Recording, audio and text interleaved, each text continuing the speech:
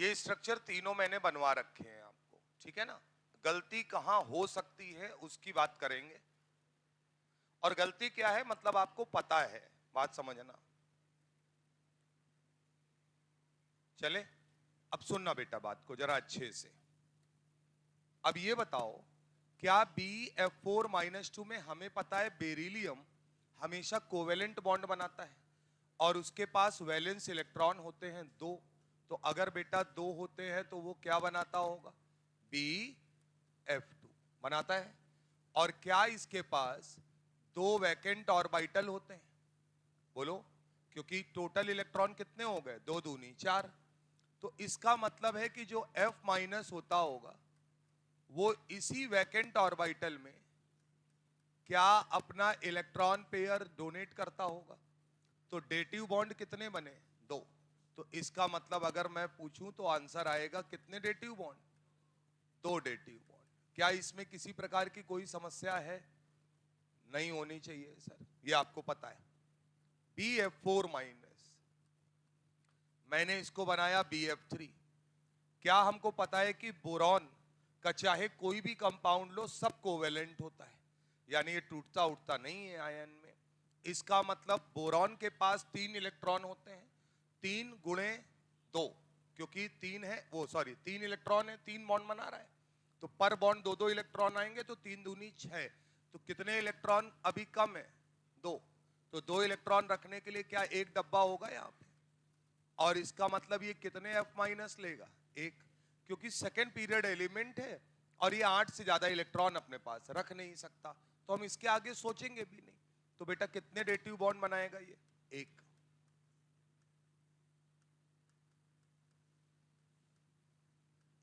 यहां तक कोई समस्या नहीं है। ये वाला कल लास्ट में पढ़ाया था, SiF6-2। क्या हमको पता है कि SiF4 है और इसके पास ये जो वैकेंट ऑर्बिटल है, अब कौन से वाले हैं इनके पास? Vacant D orbital. कौन सा ऑर्बिटल बेटा? Vacant D orbital. तो अगर वैकेंट डी ऑर्बिटल है तो होते तो 5 है, लेकिन हमें पता है 2 से ज्यादा इलेक्ट्रॉन पेयर नहीं लिए जा सकते क्योंकि उनके बीच में रिपल्सन भी लगता है। तो SiF4 लिखा और 2 F- अलग लिख दिए। तो डेटिव बॉन्ड कितना? 2। यहां तक मेरे हिसाब से किसी बच्चे को कोई समस्या नहीं होनी चाहिए। समस्या होगी यहां पर। कोई बता सकता है कितना आंसर आएगा?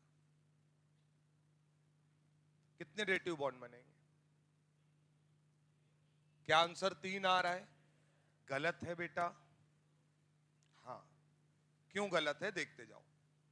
क्या बेरिलियम, बोरॉन और सिलिकॉन ये सब कोवेलेंट बॉन्ड बना रहे हैं? लेकिन अगर हम यहां बात करें तो हम इसे तोड़ेंगे AlF3 प्लस 3F माइनस में। तोड़ेंगे या नहीं तोड़ेंगे? लेकिन अब हमें पता है कि AlF3 भी कैसा कंपाउंड है? आयनिक कंपाउंड है। तो अगर आयनिक कंपाउंड है तो ये टूट जाएगा Al+3 और 3F माइनस में, क्योंकि यहां तो कोई कोवेलेंट बॉन्ड है नहीं दोस्त। तो इसका मतलब असलियत में अगर देखें तो ये जो चीज लिखी है वो ये लिखी है Al+3 है और कितने F- है? 6F- है या नहीं है सर? अब एल्यूमिनियम का एटॉमिक नंबर है 13 और लास्ट इलेक्ट्रॉनिक कन्फ्यूगरेशन है 3s2 3p1। क्या 3d पूरी तरीके से खाली है? यानी 3d 0। लेकिन अगर हम Al+3 कर देंगे तो क्या बेटा 3s भी खाली, 3p भी खाली, क्योंकि टोटल इलेक्ट्रॉन तो 3 ही थे बाहर, वो तीनों चले गए +3 से। तो इसका मतलब 3s 3p और 3d सब खाली। तो अगर खाली है तो ये s ऑर्बिटल बनेगा, यहां 3p ऑर्बिटल बनेंगे और यहां पर 5 d ऑर्बिटल बनेंगे। बनेंगे या नहीं बनेंगे? अब ये बताइए, क्या ये खाली ऑर्बिटल मौजूद हैं? तो ये जो 6F- तुम्हें दिख रहे हैं, ये 6F- क्या इन्हीं खाली ऑर्बिटल में अपना इलेक्ट्रॉन पेयर देते हुए नजर आएंगे या नहीं आएंगे? तो इसका मतलब है, यहां लिख देता हूं F माइनस नो। यहां अगर बात करें तो यहां लिख देते हैं F माइनस, ऐसे ही यहां बात करते हैं तो F minus, F minus, F minus और अच्छा डी में 2 से ज्यादा पॉसिबल नहीं है। तो कितने डेटिव बॉन्ड हैं? 6। धोखा मत खाना, क्योंकि बाकी लोग कोवेलेंट है तो उसके बाद डेटिव बन रहा है। यहां मामला क्या है? आयनिक। ये असलियत में दिखता Al F6-3 है, लेकिन होता है Al+3 और 6 F माइनस। तो इसका मतलब यहां आंसर कितना आएगा बेटा? 6 डेटिव बॉन्ड। क्लियर बात? अब यहां तक कोई समस्या नहीं, लेकिन कई बार वो क्या करेगा, इसी को कहा जाता है Na3Al F6 यानी क्रायोलाइट। क्या बोलते हैं बेटा? क्रायोलाइट। तो कल को अगर कोई पूछे कि क्रायोलाइट में कितने डेटिव बॉन्ड है, तो क्या बेटा जब आप इसको तोड़ेंगे तो 3Na+ में और Al F6-3 में तोड़ेंगे या नहीं तोड़ेंगे बेटा? तो उसके बाद तो आपको मालूम ही है सारा खेल तमाशा। क्लियर है मामला? तो बना लीजिए अच्छे से। फिर एक सवाल और पूछेंगे आपसे इसी पर। अभी इतना पोस्टमार्टम आपको करना पड़ेगा।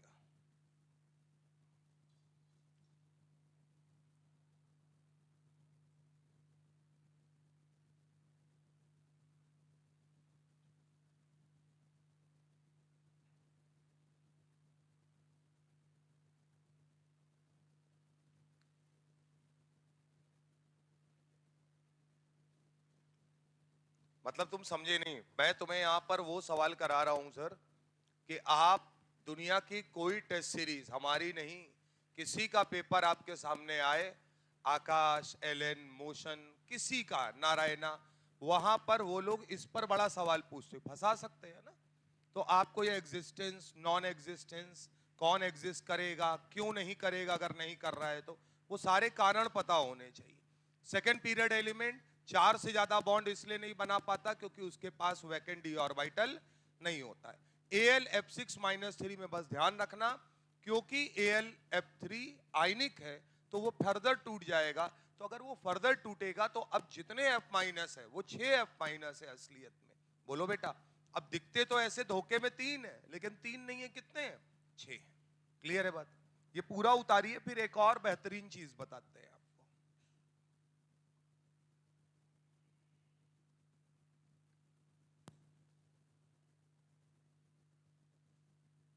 कोई डाउट हो तो पूछ सकते। अच्छा एक बात बताओ, क्या इलेक्ट्रॉनिक कन्फ्यूग्रेशन आना चाहिए लिखना?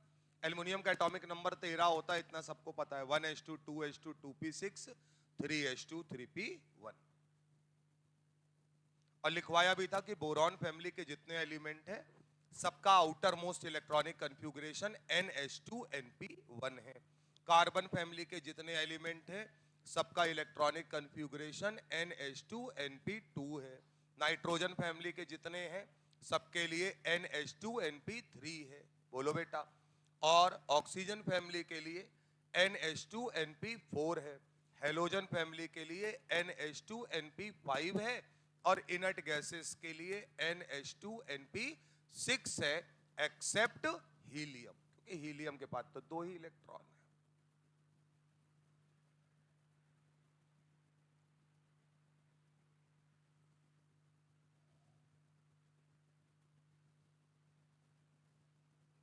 ये बंद कर दें क्या लाइट ये वाली, है ना? हम नहीं नजर आएंगे तो क्या बात है, हमारी केमिस्ट्री तो नजर आएगी। अबे यार भाई, तुम लोग लिख पाते हो कॉपी में? साले गलत सलत ना लिख लेना अंधेरे में। हाँ, क्योंकि तुम रोशनी में भी गलत लिखते हो, ये कह रहे हैं ना भाई। यार और सुनो, इसकी शीट जो है वो कल या परसों में बट जाएगी, वैसे कल ही बटवा देंगे हम। बात समझ में आ रही है? तो हम इसके सवाल बताते चलेंगे, लगवा देंगे पूरा शीट तुमको बढ़िया से। जरूरत नहीं है वैसे, मतलब जितना पढ़ाया है इतना बहुत है, लेकिन ये सब कहने की बात है। शीट मिलती है, लगाओगे तो थोड़ा कॉन्फिडेंस आता है। इतना कर लिया है। अच्छा ये बताओ, कल को अगर पूछा जाए क्रायोलाइट में किस टाइप के बॉन्ड प्रेजेंट है, सुनते जाना। तो एक मिनट सुन तो लो। जब भी आपसे पूछा जाए कि कितने टाइप के बॉन्ड प्रेजेंट हैं, तो अपने पास कितने प्रकार के बॉन्ड हैं? बेसिकली 4 है। पहला आयनिक बॉन्ड, आयन में टूट रहा है तो आयनिक बॉन्ड। दूसरा कोवेलेंट बॉन्ड। तीसरा तीर बना रहा है तो डेटिव बॉन्ड। और चौथा हाइड्रोजन बॉन्डिंग। कौन सा वाला? यही 4 ही आंसर में आएंगे जब भी आएंगे। कौन कौन सा? Ionic bond, covalent bond, dative bond और हाइड्रोजन बॉन्ड। क्या क्लियर है? अब तुम मुझे बताओ, क्या Na3Al F6 आयन में टूट रहा है? तो बेटा अगर आयन में टूट रहा है तो इसके अंदर 100% कौन सा बॉन्ड मौजूद है? Ionic bond. इसमें कोई दिक्कत वाली बात नहीं है। अगली कहानी, क्या यहां कोवेलेंट नेचर है? ना। उसके बाद फर्दर ये टूट जा रहा है, तो इसका मतलब है कि आयनिक होगा और सिर्फ कौन सा बॉन्ड होगा? डेटिव। यहां पर कोवेलेंट बॉन्ड के दर्शन नहीं होंगे। तो बढ़िया सवाल बन सकता है कि कौन सा बॉन्ड मौजूद है Na3Al F6 में? आयनिक एंड डेटिव। कोवेलेंट बॉन्ड नहीं है दोस्त।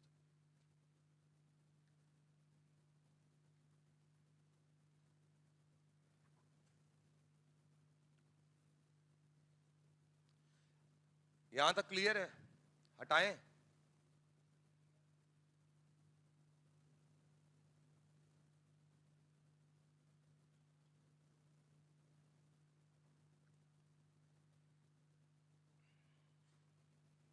कार्नेलाइट का फॉर्मूला कितने लोगों को पता है? कार्नेलाइट। साले नाम ही नहीं सुने हो तो। नहीं सुने हो ना? सुना है? चलें हटाएं?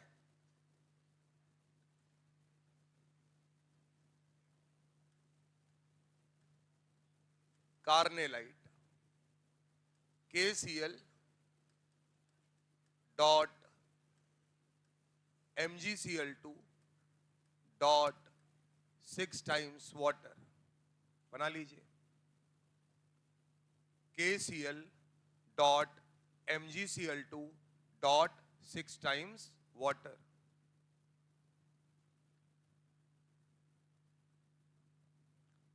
Blue vitriol, blue vitriol Hindi में पढ़ा है नीला थोथा। CuSO4 dot 5H2। क्लियर है मामला? ग्रीन विट्रॉल,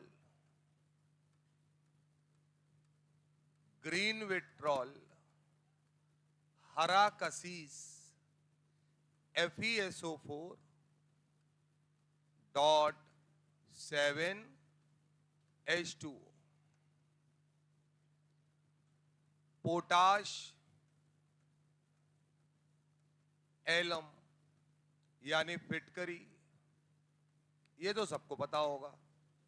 K2SO4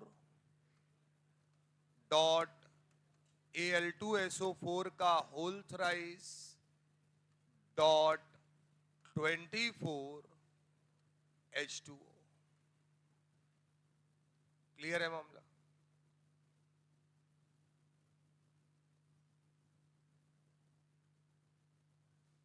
कुछ फॉर्मूले इनको ध्यान रखना, बार बार आएंगे तो याद होने चाहिए। 10वीं के बच्चे को याद रहते हैं यार।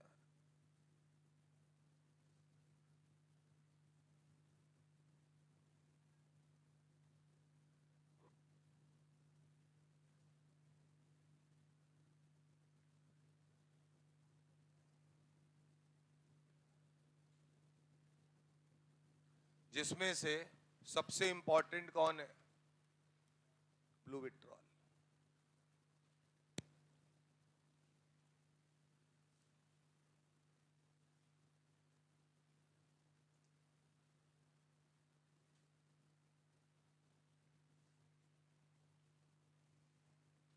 हटाएं सर। अब हम लोग अगर एग्जिस्टेंस की बात कर रहे हैं तो यहां पर हमको 4 आयन भी देखने पड़ेंगे। कौन कौन से देखना, एक है F3 minus, Cl3 minus, Br3 minus और I3 माइनस। ठीक बात है, इनके बारे में अभी लिख लेंगे। अगर मैं आपसे कहूं I3 माइनस, तो I3 माइनस का मतलब होता है कि I सिंगल बॉन्ड I तो बना होगा और यहां पर I माइनस है। बात समझना, अगर ये इसको जोड़ पाया तो I3 माइनस बनाएगा, नहीं जोड़ पाया तो टाटा बाय बाय है, I3 माइनस नहीं बनता। क्या बात क्लियर है? यहां आते हैं, Br3 माइनस, Br2 होगा और Br माइनस होगा। अगर ये इसको जोड़ पाए तो Br3 माइनस एग्जिस्ट करेगा। यहां आते हैं, Cl3 minus, Cl single bond Cl और Cl माइनस, अगर ये इसे जोड़ पाया तो एग्जिस्ट करेगा। ऐसे ही यहां मामला है। अब कौन आदमी है जो बिल्कुल मना कर देगा? फ्लोरीन, क्योंकि फ्लोरीन के पास आउटर मोस्ट शेल में 7 इलेक्ट्रॉन होते हैं। एक एक इलेक्ट्रॉन की बॉन्डिंग कर ली तो कितना हो गया? 8। और क्या फ्लोरीन सेकेंड पीरियड एलिमेंट है? तो क्या सेकेंड पीरियड एलिमेंट के पास वैकेंट ऑर्बिटल पाया नहीं जाता? तो मैं बोल सकता हूं जो फ्लोरीन है वो कौन से पीरियड का एलिमेंट है? Second period. और इसका मतलब इनके पास वैकेंट ऑर्बिटल नहीं है, वैकेंट ऑर्बिटल नहीं है। तो अगर वैकेंट ऑर्बिटल नहीं है तो ये इसको किसी भी तरीके से जोड़ नहीं पाएगा। तो इसका मतलब F3 minus not exist. F3 minus तो किसी कीमत पर एग्जिस्ट नहीं करेगा। HF2 माइनस करता है क्योंकि HF और F माइनस आपस में मिलकर हाइड्रोजन बॉन्ड बना लेते हैं। यहां पर खाली डब्बा नहीं है, सेकेंड पीरियड एलिमेंट के पास खाली ऑर्बिटल नहीं होता अगर ऑक्टेट पूरा हो जाता है उसका। तो यहां आते, क्या Cl थर्ड पीरियड एलिमेंट है? अरे बोलो भैया। यहां आते हैं, क्या Br फोर्थ पीरियड एलिमेंट है? क्या I फिफ्थ पीरियड एलिमेंट है? बोलिए सर। तो इसका मतलब थर्ड पीरियड से तो खाली ऑर्बिटल शुरू हो जाता है। तो इसका मतलब कहा यह गया कि अगर हम इनकी बात करें तो I2 के पास, हर I के पास खाली डब्बा होता है और ये I माइनस उसमें अपना इलेक्ट्रॉन डोनेट कर देता है। तो अगर डोनेट कर देता है तो जुड़ जाता है, और अगर जुड़ जाएगा तो I3 माइनस धूम धड़ाके से एग्जिस्ट करेगा। बोलो बेटा। सेम टाइप Br2 में, Br के पास खाली डब्बा है क्योंकि फोर्थ पीरियड एलिमेंट है, इसका मतलब Br3 माइनस भी एग्जिस्ट करेगा। Cl3 माइनस जो है, सुनते जाना, क्या थर्ड पीरियड एलिमेंट है? तो इसके पास खाली डब्बा है, और खाली डब्बा है तो ये अपना लोन पेयर इसको डोनेट कर सकता है। तो इसका मतलब ये एग्जिस्ट करना चाहिए। लेकिन साथ ही साथ क्या Cl के पास लोन पेयर भी मौजूद है, और इसका साइज उतना ज्यादा इंक्रीज नहीं किया है। इनके लोन पेयर भी हैं लेकिन साइज बड़ा होने की वजह से आराम से सेटल है। यहां पर क्या जो ये लोन पेयर है इस Cl माइनस के नेगेटिव चार्ज को रिपेल करेंगे? तो यहां पर काम करता है क्या? रिपल्सन। इलेक्ट्रॉन और इलेक्ट्रॉन के बीच में लगने वाले रिपल्सन को क्या बोलते हैं? Inter electronic repulsion. तो मैं यहां लिख दे रहा हूं कि Cl3 माइनस में क्या लगता है बेटा? इंटर इलेक्ट्रॉनिक रिपल्सन लगता है। और इंटर इलेक्ट्रॉनिक रिपल्सन लगने की वजह से हम कह सकते हैं कि Cl3 माइनस का जो एग्जिस्टेंस होता है, Cl3 माइनस का जो एग्जिस्टेंस होता है ये डाउटफुल है। यानी कि ये एग्जिस्ट कर भी सकता है और नहीं भी। क्या यहां तक बात समझ में आती है? अब मुझसे अगर सवाल पूछा गया, इधर सुनते जाना, तो मैं इसको डाउटफुल नजरिए से देखूंगा। ये तो कंफर्म है कि ये होते नहीं है। अब मान लीजिए आपके पास क्वेश्चन आया कि which of the following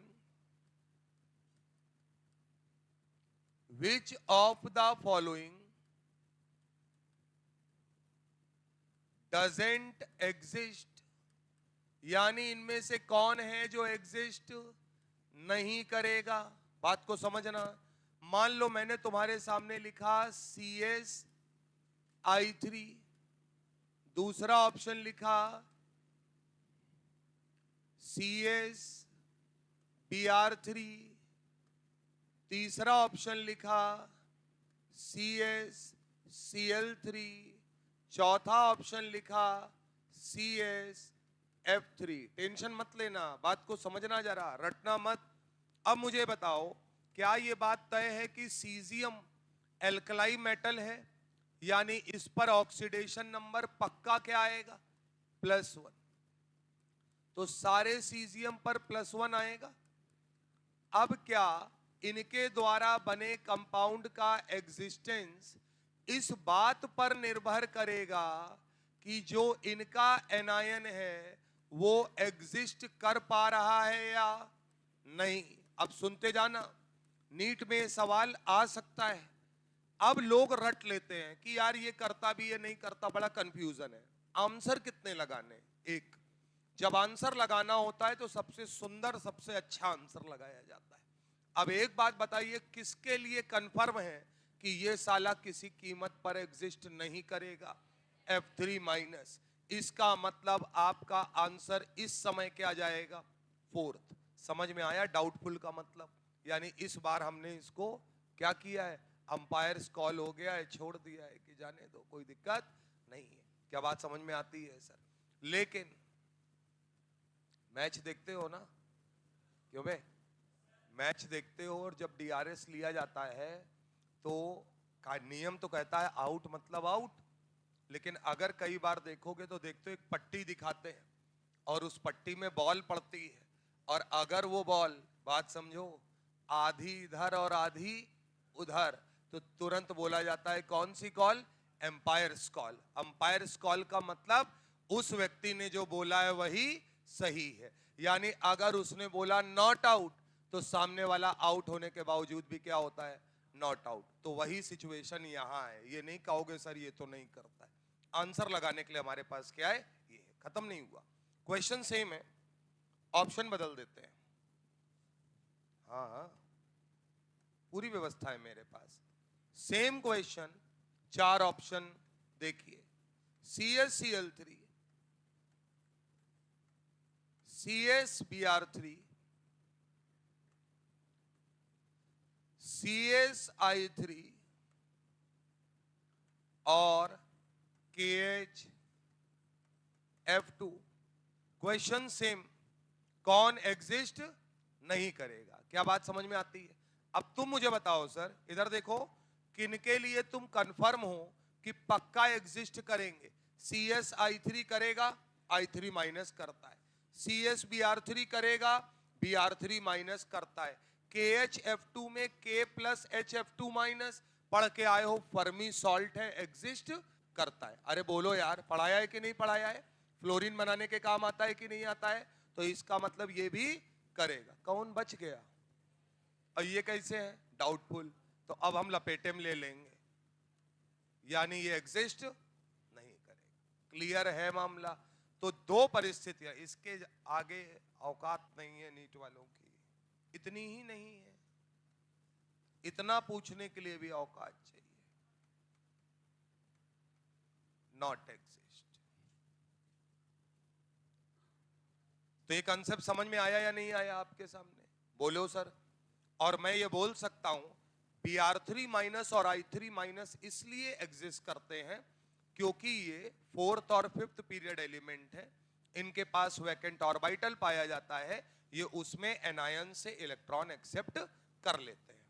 Cl3- में इंटर इलेक्ट्रॉनिक रिपल्सन है, इसका एग्जिस्टेंस डाउटफुल है। तो ये हो भी सकता है एग्जिस्ट और नहीं भी, डिपेंड करेगा हमारे पास ऑप्शन कैसे दिए हुए। क्या मेरी बात बिल्कुल क्लियर है? बस फिर क्या है,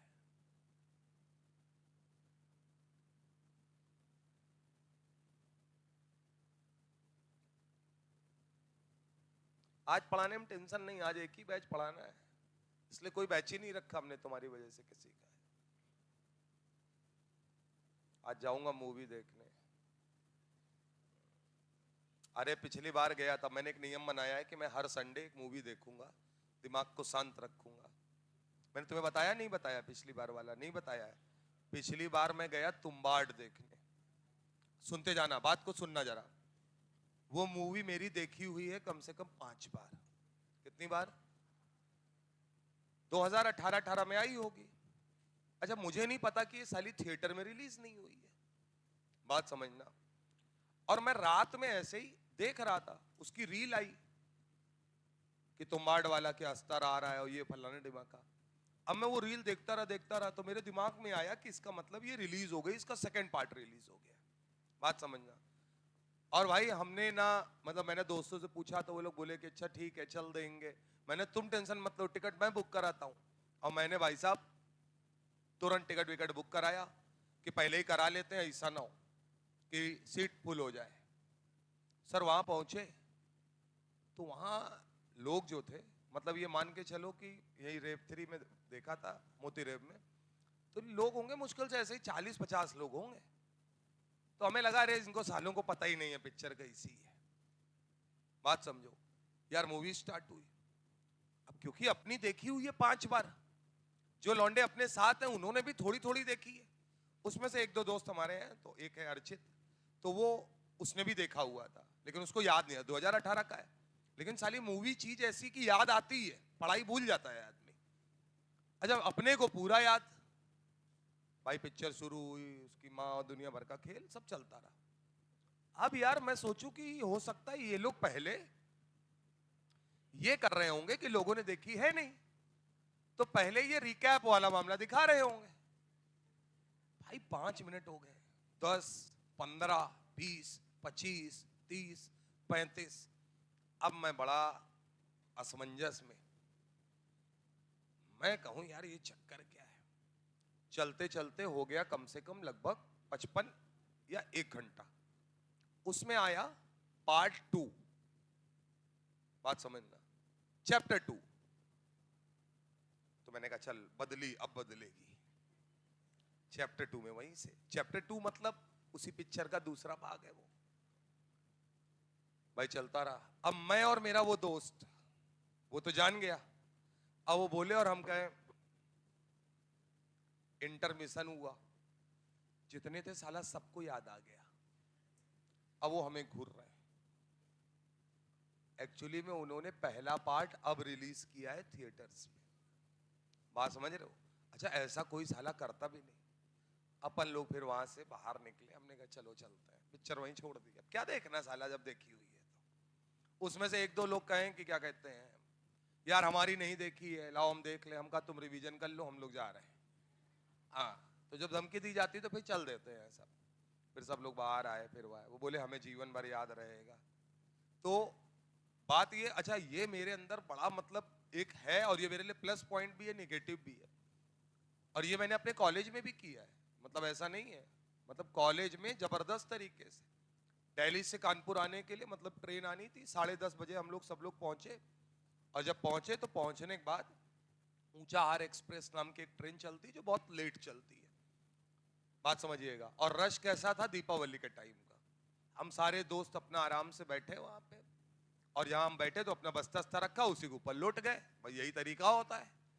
अब उसी में सब लेटे वहां पे बीचों बीच स्टेशन में। ट्रेन खड़ी है, ट्रेन जा रही है, अब हमारा एक दोस्त जा रहा है, कह रहा है कि यार देख ले क्या वही ट्रेन। हम कहा यार तुम बिल्कुल बेवकूफ आदमी हो क्या? हम कहा ये आदमी कुछ जानता है, इसको कौन ले आया साथ में? अबे हमने कहा ऊंचाहार कभी टाइम पे आती ही, ये वो ट्रेन ही नहीं है यार। अब हम लोग लेटे यार आपसे, कोई घूम रहा है, कोई कहीं जा रहा है अपना। 1-1.5 घंटा हो गया, 10:30 बजे गए थे, 12 बज गया। कहा साला ज्यादा लेट है क्या? फिर हम लोग गए वहां पे, तो गाजियाबाद स्टेशन जो लोग उतरे होंगे, बड़ा लंबा है मामला वहां पे। तो वहां जब गए तो जहाँ नहीं वो इंक्वायरी सेंटर होता है, वहां एक बोर्ड लगा होता है, बोर्ड में ट्रेनों के नाम लिखे होते हैं। अब हमारा दोस्त, हम दोनों लोग गए, लेके गए हमको, कहें जरा चेकते, हमने चलो। अब वो कहना हम पूछ ले, हमका तुम पूछ लो, तुम्हें डाउट है, हमारा तो क्लियर है मामला, हम नहीं पूछेंगे किसी से कुछ, हम पूछ ही नहीं रहे। बात समझो। अब इन्होंने देखा तो एक आया, कह रहा भाई अच्छा जो ट्रेन चली जाती है उसका नाम नहीं लिखा होता है, मिटा दिया जाता है ना। कह रहे यार ऊंचा आर का नाम ही नहीं लिखा। हम कह ले, इसकी ससुरी ट्रेन का आने का ही पता नहीं, इनको ही पता है नहीं आएगी। इस कॉन्फिडेंस से मैं उनको वापस ले आया। अब बच गया एक, वापस पहुंचे। अब इस बार उस व्यक्ति से पूछा गया कि भैया ऊंचा आर ट्रेन कहां है। बोले पागल आगल हो क्या, तो चली गई। अभी हमें देख रहे, हमका एक बात बताओ, कह रहे यार तुम्हारी वजह से चले। हमने हमारी वजह से, हमारी वजह से हमने कहा, तो अब दोस्ती यारी में होता है, कॉलेज का नया नया मामला था, तो हम गुस्सा के हमने कहा हम तुम्हारे बाप हैं तो हमारी बात मानोगे, ऐसे तो तुम मेरी बात नहीं मानते हो। अब कहीं ना कहीं तो बचना है ना। अब उसके बाद बोले, अब उसमें लोग डरने वाले भी, अब कैसे जाएंगे घर। हमने तो मम्मी को बोल दिया, हमने पापा को, हमने शांत रहो यार, चिकपिक मत करो, ठीक, हमें मालूम तुम राजकुमार हो, जाके तुम्हें गद्दी संभालनी है वहां पे, मैं बैठो अभी बात करते हैं। अब आई ट्रेन एक, बोले करना क्या, हमका हम बताएंगे क्या करना है। अच्छा कॉन्फिडेंस का एक बार काम आ जाता है। लोग टीटी के पास जाके ये पूछ रहे हैं कि भैया कुछ खाली है कोई वो। हम जाके नमस्ते कह रहे, नमस्ते, किस में जाएं। हाँ, कह रहे कितने हो, हमने 5। तुरंत उसने बोगी नंबर बताया कुछ S9 S8, सीट नंबर बताया 10 11 12 13 14। वहां गए, देखा पहले सब सो रहे हैं, ये लोग कह रहे हैं वो देखो सो रहा है, हमका चुप रहो यार। गए हमने, चलो भाई उठो। कह रहे हैं टिकट कहाँ है, टिकट दिखाओ। हमका तुम टीटी हो, मारे तमाचा। वो सब वही थे जो बिना टिकट वाले थे, उठवाया सालों को, खाली हुए तब। फिर जब बैठे बैठे तो ये लोग कह रहे भाई तुमको एक्सपीरियंस है। उनका बिल्कुल है, जब बोला घर पहुंचाएंगे तो पहुंचाएंगे। अच्छा पता अपने को भी नहीं पहुंचेंगे कि नहीं पहुंचेंगे।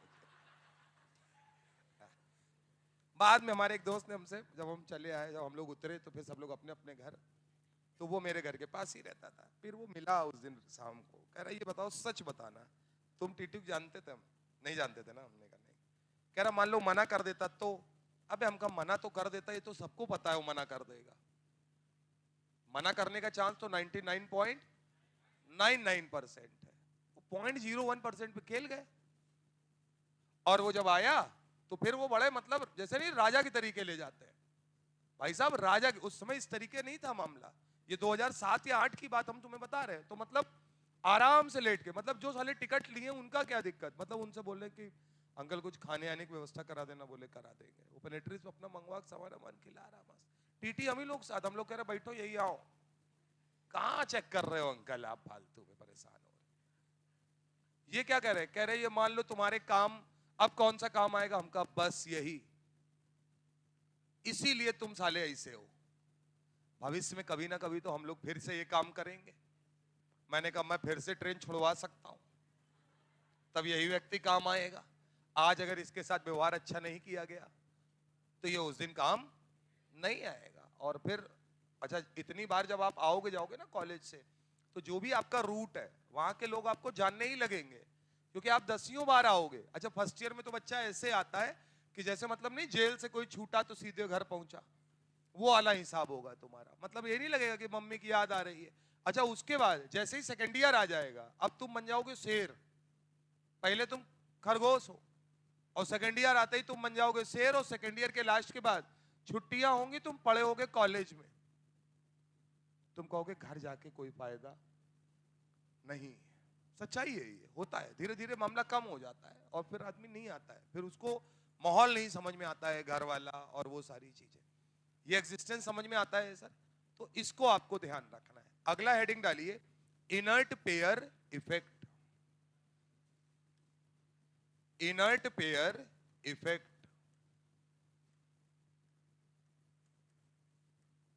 क्वेश्चन क्या है, थ्योरी है दोस्त।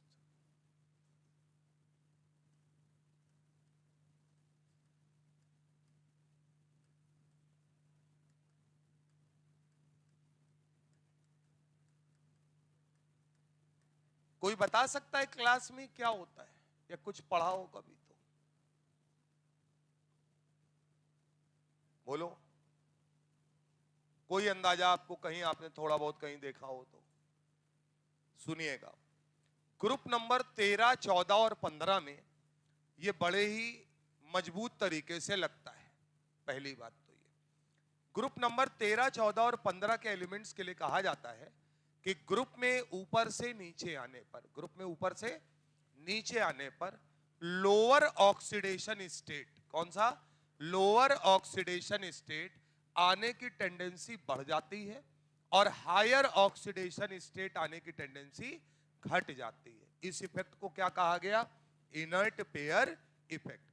इसका कारण क्या है, इसके कारण की बात अभी करेंगे, लेकिन सबसे पहले ग्रुप नंबर 13, 14 और 15 के एलिमेंट लिख दीजिए।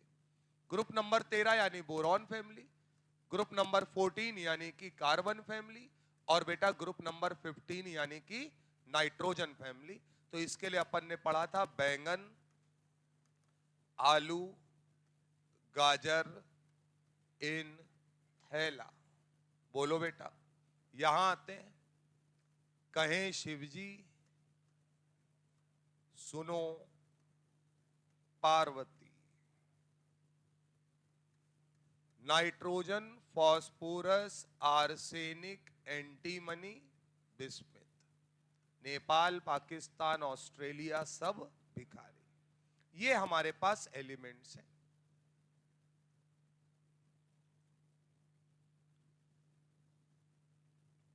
Boron family, nitrogen family, carbon family, इनके जनरल इलेक्ट्रॉनिक कन्फ्यूगरेशन मैंने आपको लिखवाए हैं। बोरॉन फैमिली के लिए क्या होता है, NH2NP1, बारीक अच्छा में 3 इलेक्ट्रॉन होते हैं। कार्बन फैमिली के लिए बेटा NH2NP2। नाइट्रोजन फैमिली के लिए यहां लिख देते हैं NH2NP3। क्या ये बात समझ में आती है?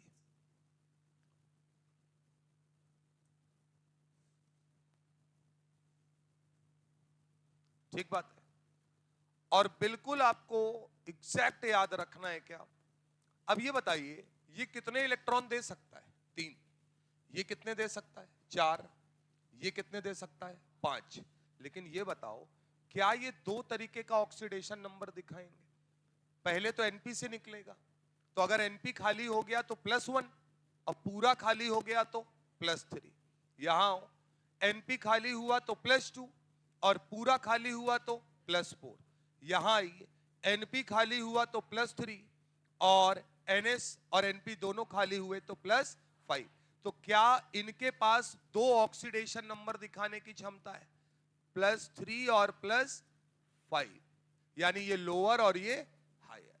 यहां आइए सर, क्या इनके पास 2 ऑक्सीडेशन नंबर दिखा सकते हैं, +2 और +4। बोरॉन फैमिली 2 ऑक्सीडेशन नंबर दिखा सकती है, +1 और +3।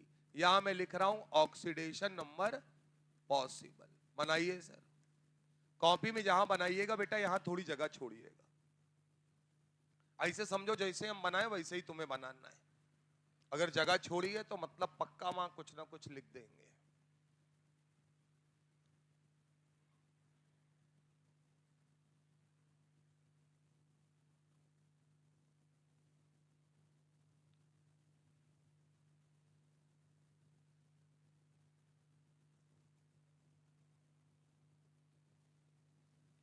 अच्छा, ऑक्सीडेशन नंबर में अंतर कितने का है, 2 का।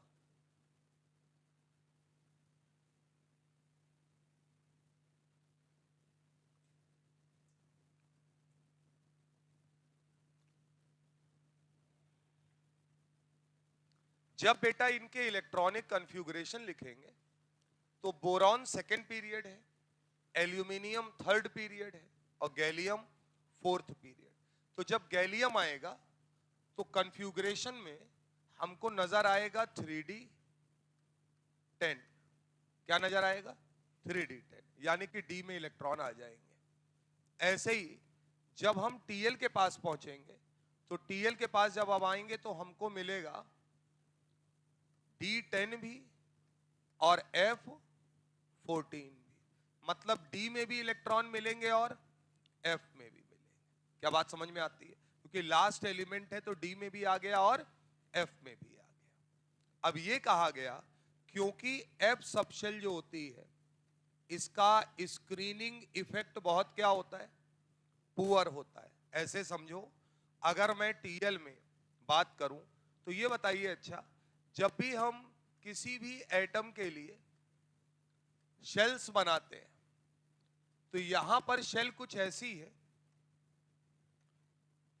कि अगर हम इनमें बात करें तो यहां NH2 इलेक्ट्रॉन है, और अगर बोरॉन फैमिली है तो यहां पर इलेक्ट्रॉन क्या होगा, Np1 और करके लिख रहे हैं।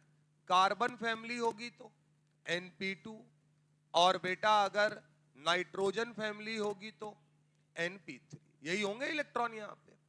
अब सर क्या यहां अंदर भी तो इलेक्ट्रॉन भरे होंगे खूब सारे, यहां भी तो इलेक्ट्रॉन्स होंगे। अब स्क्रीनिंग इफेक्ट का मतलब बड़ा सिंपल सा होता है कि अगर इलेक्ट्रॉन बहुत भर गए हैं तो इसका मतलब न्यूक्लियस का चार्ज यानी अट्रैक्शन इन पर पूरी तरीके से पड़ नहीं पा रहा होगा। तो अब ये कहा गया कि अगर कायदे से देखा जाए तो जैसे जैसे ऊपर से नीचे आते हैं, क्या बेटा इलेक्ट्रॉनों की संख्या एटॉमिक नंबर 5 है, 13 है, 31 है, 49 है, 81 है। बोलो बेटा, क्या पढ़ाया था बोरॉन फैमिली में, और उस दिन लिखाया भी था एटॉमिक नंबर में डिफरेंस 8 का, फिर 18 का, बोलो सर, फिर 18 का और फिर 32 का, यही तो है। तो ये बताओ इलेक्ट्रॉनों की संख्या बढ़ रही है या नहीं बढ़ रही है? अगर इलेक्ट्रॉनों की संख्या बढ़ रही है तो यहां खूब भर जाएगा इलेक्ट्रॉन, और अगर भर जाएगा तो नियम ये कहता है कि कौन से इलेक्ट्रॉन है जिनको लगेगा कि न्यूक्लियस उनको नजर नहीं आ रहा है, NS और NP। देखते जाइएगा, तो जब इलेक्ट्रॉन के निकलने की बारी आएगी तो क्या ये बोरॉन फैमिली कहेगी तीनों ले जाओ, कार्बन फैमिली क्या कहेगी NH2 और NP2 चारों ले जाओ, नाइट्रोजन फैमिली कहेगी NH2 और NP3 पांचों ले जाओ, क्या यही कहेगी सर? लेकिन ये कह रहे हैं कि ये जो तीन लास्ट के एलिमेंट है, ये तीन, इनमें समस्या ये है, अब एटॉमिक नंबर नहीं रटना है, इन सब में इलेक्ट्रॉन किस में आ जाता है, F में। तो F सबशेल का स्क्रीनिंग इफेक्ट क्या है, पुअर। स्क्रीन करने का मतलब इसको ढकना, तो क्या ढकने की क्षमता अगर कम हो गई F में इलेक्ट्रॉन आने से, इस पर्दे में छेद हो गया, तो क्या न्यूक्लियस को अब ये इलेक्ट्रॉन नजर आना शुरू हो जाएंगे? तो इनर्ट पेयर ये इफेक्ट ये कहता है कि अगर ऐसे एलिमेंट जिनकी F सबशेल में इलेक्ट्रॉन आ जाते हैं, ग्रुप नंबर 13, 14 और 15 में ज्यादा प्रभावी है, अगर F में इलेक्ट्रॉन आ जाते हैं तो ये जो इलेक्ट्रॉन भरे हुए हैं इस पर्दे में छेद हो जाता है। छेद होने का मतलब स्क्रीनिंग जो है वो पुअर, मतलब अब इन्हें ढका हुआ नहीं, बल्कि इस न्यूक्लियस को कौन से इलेक्ट्रॉन क्लियर कट नजर आएंगे। सबसे पहले कौन पकड़ में आएगा, NS, और जैसे ही NS पकड़ में आएगा तो NS पर ये अपना अट्रैक्शन फोर्स बढ़ा देगा। तो अगर बढ़ा देगा तो कौन सा इलेक्ट्रॉन है जो अभी भी फ्री है, 1, 2 और 3। तो उस समय जब इलेक्ट्रॉन निकलने की बारी आएगी तो ये NS वाला इलेक्ट्रॉन निकल नहीं पाएगा। कौन सा निकलेगा बोरॉन फैमिली में, NP वाला, कार्बन फैमिली में NP वाला, नाइट्रोजन फैमिली में NP वाला। तो बोरॉन फैमिली ऑक्सीडेशन नंबर क्या दिखाएगी नीचे, +1, ये +2, ये +3। तो कहा जाता है पुअर स्क्रीनिंग इफेक्ट की वजह से NS सबशेल के इलेक्ट्रॉन का पकड़ जाना, NS सबशेल के इलेक्ट्रॉन का न्यूक्लियस के द्वारा पकड़ा जाना क्या कहलाता है, इनर्ट पेयर इफेक्ट। क्या इसने इस इलेक्ट्रॉन पेयर को इनर्ट कर दिया, यानी ये इलेक्ट्रॉन पेयर आसानी से निकल नहीं पाएगा। क्या बात समझ में आती है? लेकिन ये तब लगता है जब यहां बीच में आपको कौन से इलेक्ट्रॉन नजर आए, F वाले। और F सबशेल का जो स्क्रीनिंग इफेक्ट है उसको हम लोग बार बार बोल रहे हैं क्या होता है, पुअर। आप ये समझो स्क्रीनिंग का मतलब होता है ढकना, बात समझिएगा। अब ये बिल्कुल उसी प्रकार से जैसे इतने लोग बैठे हो, मेरी बात समझना, सारे लोग एक ही कलर की टी शर्ट नॉर्मल डेज में पहन के आते हो कि नहीं आते हो? ठीक बात। मान लो पूरा भर जाए मामला, और क्लास में जैसे नीचे वाली क्लास है तो और दूर तक भरा हो, ठीक बात। एक लड़का क्या करे, इस वाले कलर की टी शर्ट पहन के आए, ये रेडियम कलर बोलते हैं, ऐसा ग्रीन वाला, इसी कलर की टोपी लगाए। अब वो लौंडा क्लास में जहां बैठेगा, अब वो हमको जरूर नजर आएगा या नहीं आएगा? This is called poor screening. मतलब कायदे से तो वो हमें नजर नहीं आना चाहिए था, लेकिन उसके आने के बावजूद भी क्या उसने उस इफेक्ट को कमजोर कर दिया? केवल अपनी ड्रेस को चेंज करके। यहां ड्रेस नहीं चेंज हो रही, यहां सबशेल चेंज हो रही। तो एफ सबशेल में जब इलेक्ट्रॉन आते हैं तो उनका स्क्रीनिंग क्या होता है? पुअर। तो ऐसे समझो कि इलेक्ट्रॉन आने की वजह से भी सर कायदे से तो भीड़-भाड़ होनी चाहिए, तो ज्यादा स्क्रीनिंग होनी चाहिए, लेकिन कम क्यों हो रही है? तो समझ जाओ ड्रेस चेंज हो गई है। यानी ये जो इलेक्ट्रॉन आए ये ऐसे आए कि जो नजर आने लगेंगे। तो अब अगर ये नजर आ रहे हैं तो इनके पीछे वाले भी नजर आएंगे। अब उस लड़के के अगल बगल का बच्चा कभी बदमाशी नहीं करेगा, क्योंकि हर बार टीचर की नजर उसी के ऊपर होगी। बात समझ में आती है? तो यहां नीचे इस डायग्राम को बनाओ और नीचे लिखो, ये पूरा उतार लो। एटॉमिक नंबर भी चाहो तो लिख लो, ये 6 है तो ये अपने आप ही 8 का डिफरेंस 14, 18 का डिफरेंस 32, 18 का डिफरेंस 50, 32 का डिफरेंस 82, ये 7, ये 15, 8 नहीं साले, 18 का डिफरेंस 33, 18 का डिफरेंस 51 और 32 का डिफरेंस तो 83।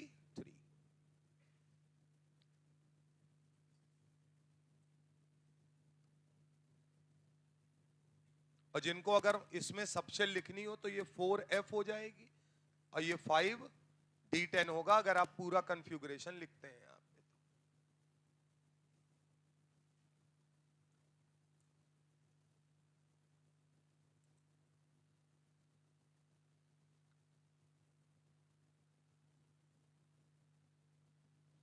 डायग्राम पूरा बनाइएगा, यहां थोड़ी जगह छोड़िएगा, बगल में ये बनाइएगा, है ना?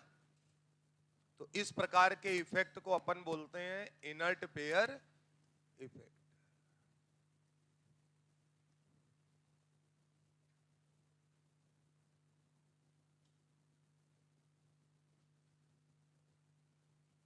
तो स्क्रीनिंग का मतलब कोई ज्यादा मुश्किल नहीं कि 2.0 वाले परेशान हो। स्क्रीन का मतलब होता है जितना ज्यादा इलेक्ट्रॉन भरता जाएगा न्यूक्लियस को पीछे वाला उतना कम नजर आएगा। इसीलिए जब भी तुम इलेक्ट्रॉन निकालते हो तो कहां से निकालते हो? आउटर मोस्ट शेल से, बीच से नहीं निकालते कभी, क्योंकि तुमको पता है जो सबसे लास्ट में बैठा होगा वो आराम से निकल सकता है।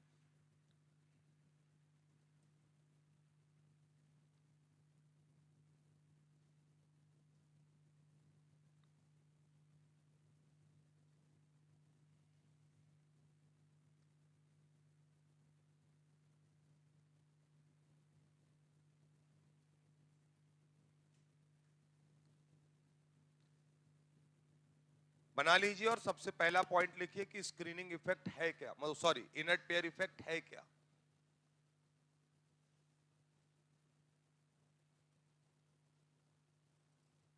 एफ की बात मैं इसलिए कर रहा हूं कि एफ का सबसे ज्यादा पुअर है, डी का भी क्या है? पुअर है। तो इन दोनों की वजह से नेट इंपैक्ट वहां पर लग रहा है।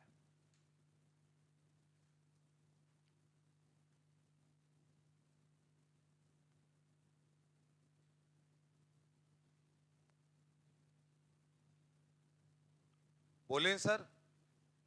नीचे लिखो ड्यू टू पुअर स्क्रीनिंग और शील्डिंग, दो टर्म है, या तो स्क्रीनिंग लिखो, ड्यू टू पुअर स्क्रीनिंग या शील्डिंग। शील्ड करने का मतलब भी ढकना होता है।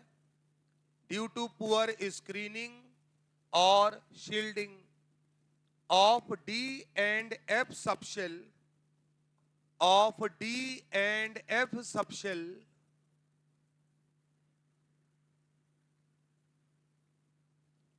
nuclear charge increases। अब स्क्रीनिंग अगर कमजोर होगा, ढकना यानी शील्डिंग कमजोर होगी तो न्यूक्लियस की ताकत बढ़ेगी। Nuclear charge increases and due to this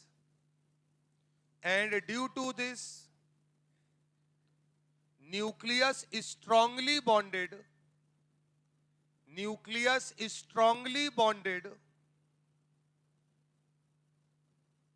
NS2 electron, and due to this nucleus is strongly bonded NS2 electron, bracket में लिखना, this electron pair becomes inert.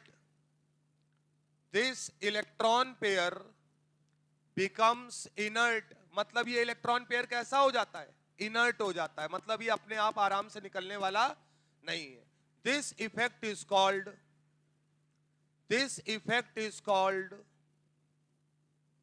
inert pair effect.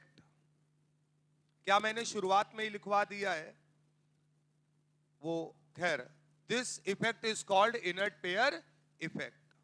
नीचे लिखो, which is applicable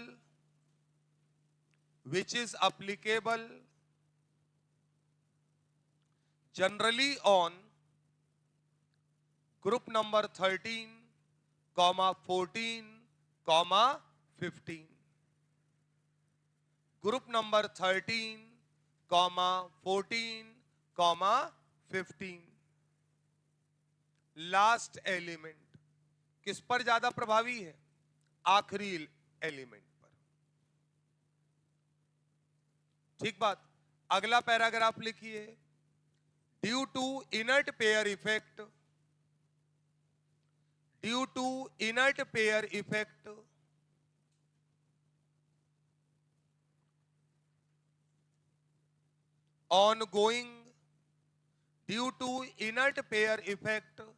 ongoing top to bottom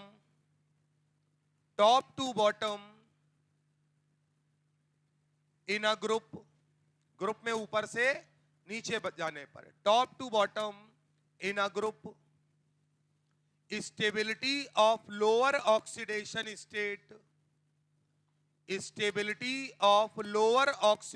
state increases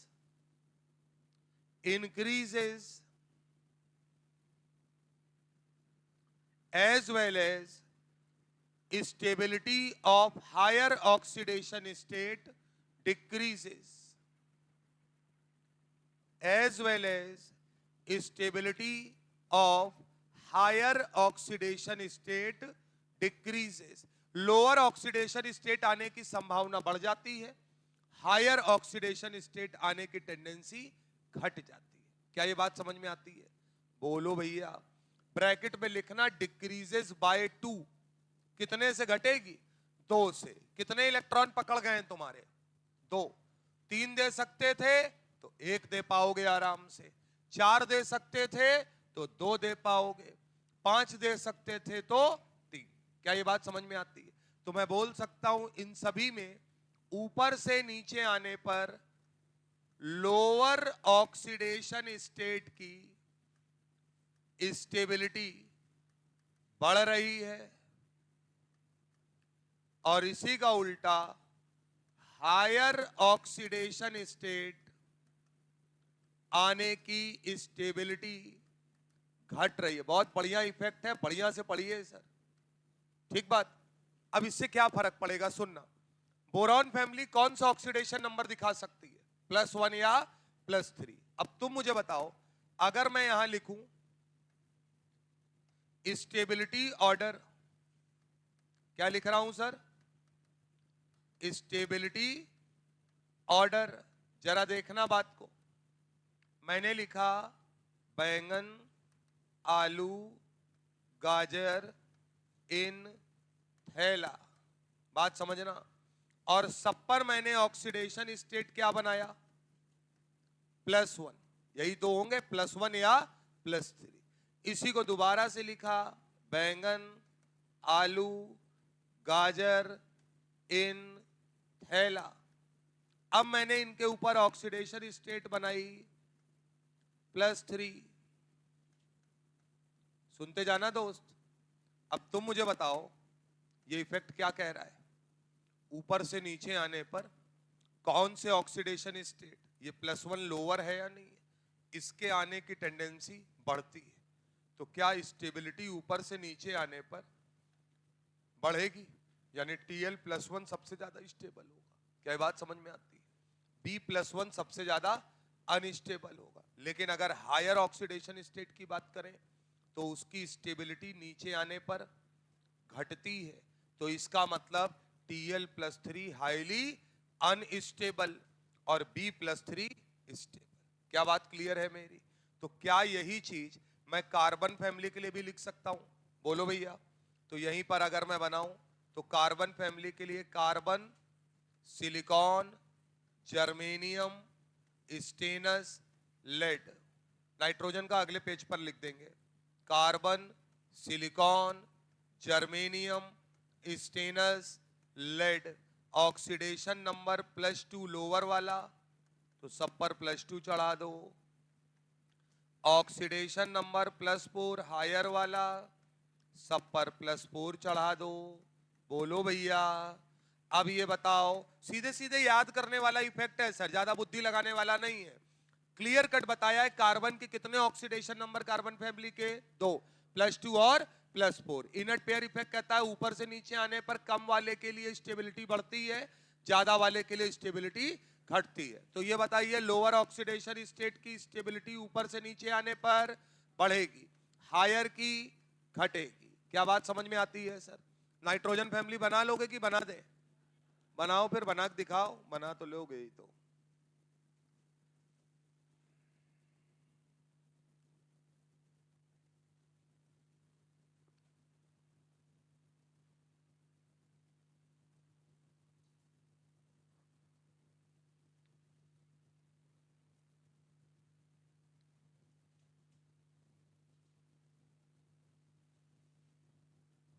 हम तुम्हारा पूरा बता देंगे और सुनो, पी ब्लॉक यहीं निपटा देंगे तुम्हारा।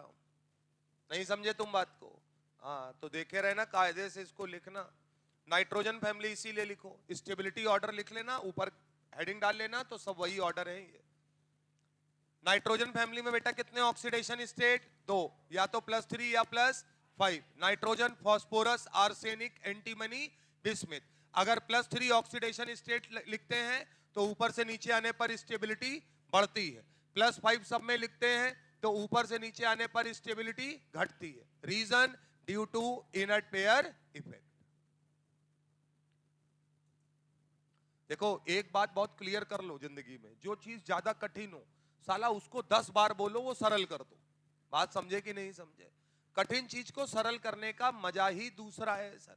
हो सकता है आप उतना जान पाए। अब जैसे कोई आपसे पूछे, मेरी बात सुनिए जरा गौर से, आप छाप रहे हैं। अगर कोई आपसे पूछे कि ये बताओ यार ये इनर्ट पेयर इफेक्ट क्या है, बोले यार देखो इनर्ट पेयर इफेक्ट ऐसा है कि बोरॉन फैमिली जो होती है उसकी बाहरी कक्षा का इलेक्ट्रॉनिक कन्फिगुरेशन NH2NP1 होता है, कार्बन फैमिली का NH2NP2 होता है, नाइट्रोजन फैमिली का NH2NP3 होता है।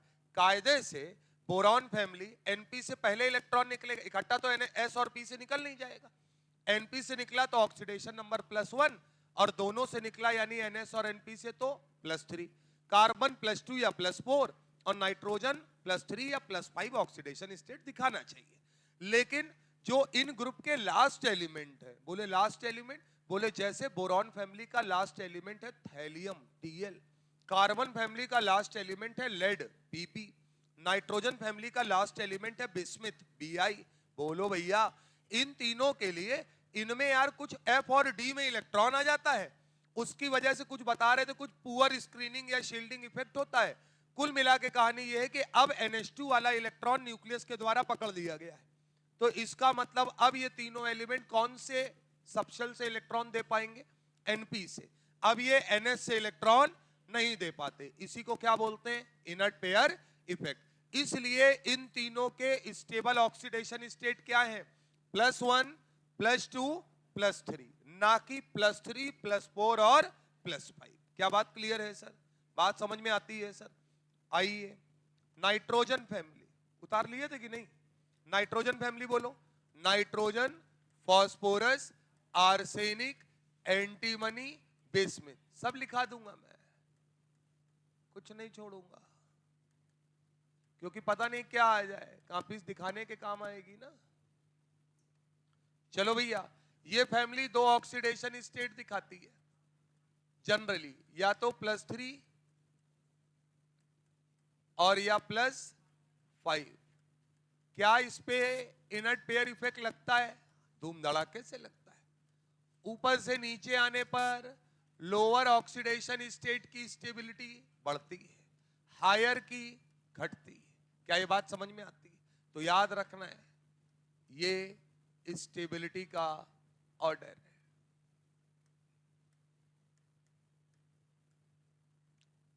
ठीक बात।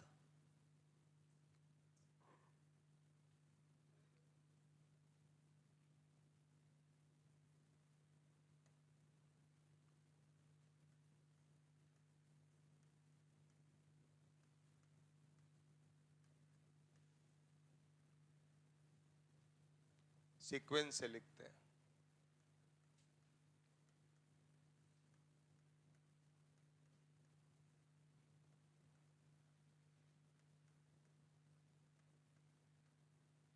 अच्छा, ये बताओ सबसे ज्यादा प्रभाव किस पर पड़ा है आखिरी एलिमेंट पर?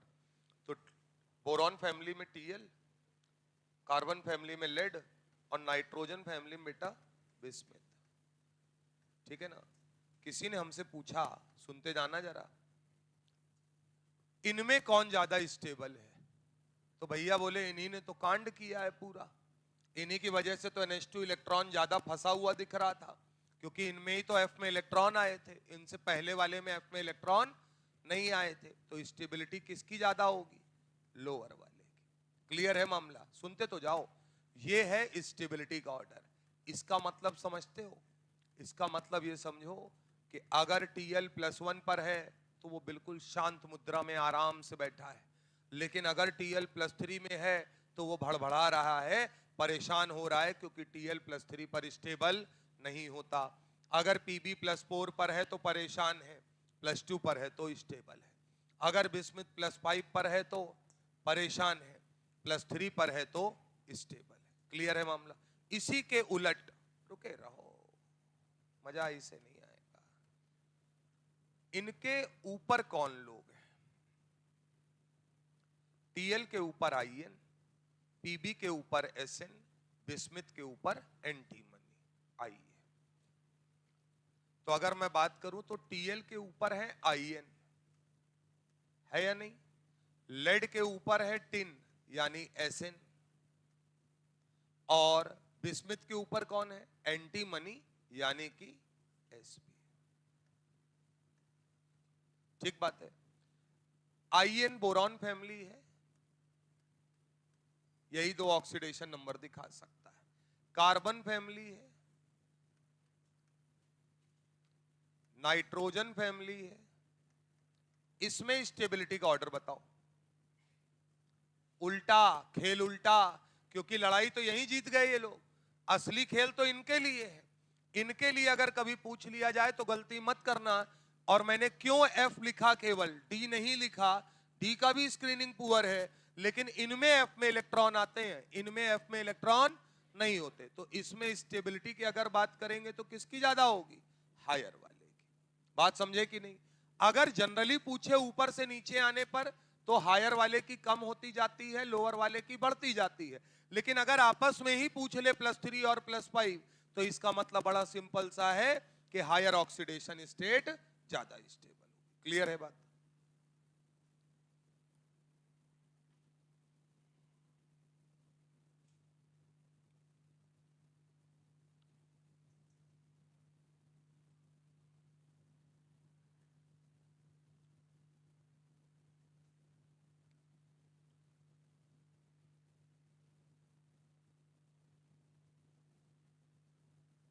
इसको अभी हम जोड़ देंगे रेडॉक्स से। नहीं समझे तुम बात को? रेडॉक्स पढ़ा दिया ना तुमको, तो इसीलिए पहले पढ़ाया है। अब उसकी जरूरत पड़ेगी तो अपन बता सकते हैं।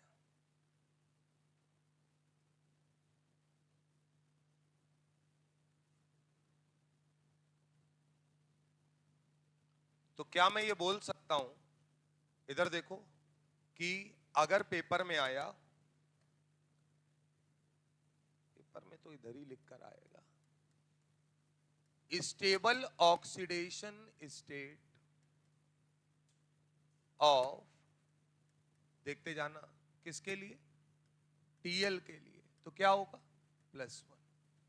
पीबी के लिए +2 और बिस्मिथ के लिए +3। ये इनका क्या है? Stable oxidation state. Stable oxidation state of TL के ऊपर आया IN, पीबी के ऊपर आया SN, बीआई के ऊपर आया SP। इनके लिए क्या मामला पलट जाएगा? इनका स्टेबल ऑक्सीडेशन स्टेट कौन सा होता है? हायर वाला। क्या बात समझ में आती है सर?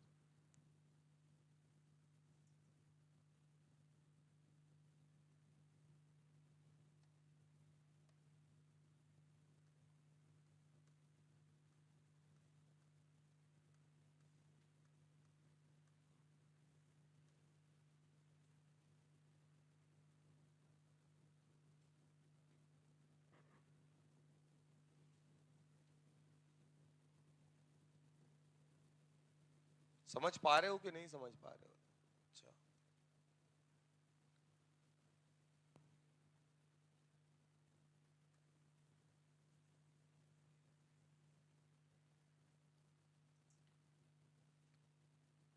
चले। अब मेरी बात सुनना। अगर कोई एलिमेंट, बात समझना, अपने लोअर ऑक्सीडेशन स्टेट पर, किस पर सर? अपनी लोअर ऑक्सीडेशन स्टेट पर क्या है? स्टेबल है। स्टेबल मतलब हर आदमी चाहता है स्टेबिलिटी की तरफ जाना। तो अगर वो लोअर ऑक्सीडेशन स्टेट पर स्टेबल है तो वो शांत पड़ा रहेगा, कुछ करने वाला नहीं। इसमें तो अरे यार स्टेबिलिटी के लिए जाना है तो स्टेबल हो गए तो फिर कुछ क्यों करेंगे, पड़े रहेंगे चुपचाप। लेकिन अगर ऐसा एलिमेंट कहां मौजूद है? अपनी हायर ऑक्सीडेशन स्टेट पर, तो जाहिर सी बात है कि ये किस अवस्था में है? किस अवस्था में है? अनस्टेबल। तो क्या इसका मतलब, गौर से सुनिएगा बात को, यही खेल खत्म हो जाए। क्या ये चाहेगा कहां से कहां जाना? हायर से लोअर। तो अगर ये हायर से लोअर जाएगा तो ये खुद का क्या कराएगा? ऑक्सीडेशन या रिडक्शन? रिडक्शन। और ये बिल्कुल मरा जा रहा होगा रिडक्शन कराने के लिए खुद का। तो अगर ये खुद का रिडक्शन कराएगा तो इसका मतलब ये दूसरों के लिए किसकी तरीके काम करता नजर आएगा? Oxidising agent. यानी मैं बोल सकता हूं कि ऐसा element always act as a oxidising agent. उतारने के जुगाड़ में बिल्कुल मत रहना। यहां तक समझ में आया? ये पकड़ में आया तुमको? ये हम लोग किनके लिए कह रहे हैं? इनके लिए। क्यों? सुनना, देखते जाना। अगर मैं कहूं, ये मैं किनके लिए कह रहा हूं, अगर पीबी, बात समझना, ये यहां क्यों लिख रहा हूं, अगर पीबी कहां पर है? +4 पे। अगर टीएल कहां पर है? +3 पर।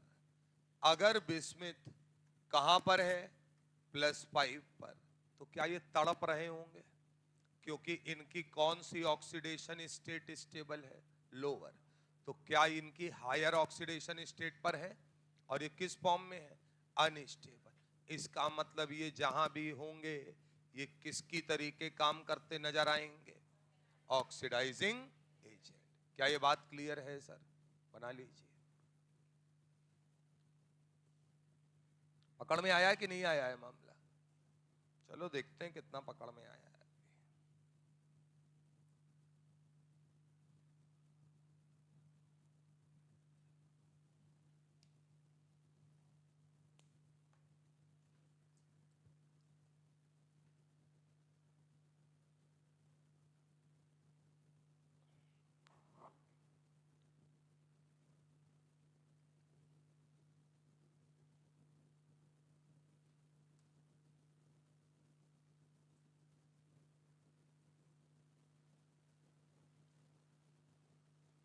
तो इनर्ट पेयर इफेक्ट को मैंने अब किस बिहेवियर में डाल दिया? ऑक्सीडाइजिंग और रिड्यूसिंग बिहेवियर में डाल देंगे। अच्छा एक बात और, अगर Tl+1 है तो कुछ नहीं करेगा, बोलो बेटा। अगर Pb+2 है तो कुछ नहीं करेगा, यहां याद रखना। अगर Tl+1 है, Pb+2 है और आपका बिस्मिथ +3 है, तो ये बिल्कुल शांत पड़े रहेंगे, कोई टेंशन वाली बात नहीं है। ये किसी की तरीके कोई काम नहीं करेंगे क्योंकि ये अपनी स्टेबिलिटी को पा चुके हैं।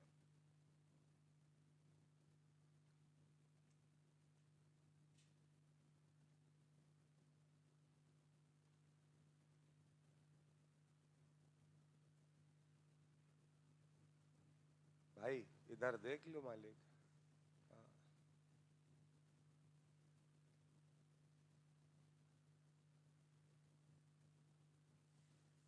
क्योंकि तुम्हारा ध्यान जो है ना वो बिल्कुल चवन्नी की तरीके है, तुरंत गिर जाता है फटाक से, तुरंत। और पूछते सर हम कैसे पढ़ें? मत पढ़ो, क्योंकि तुम पढ़ पाओगे ही नहीं।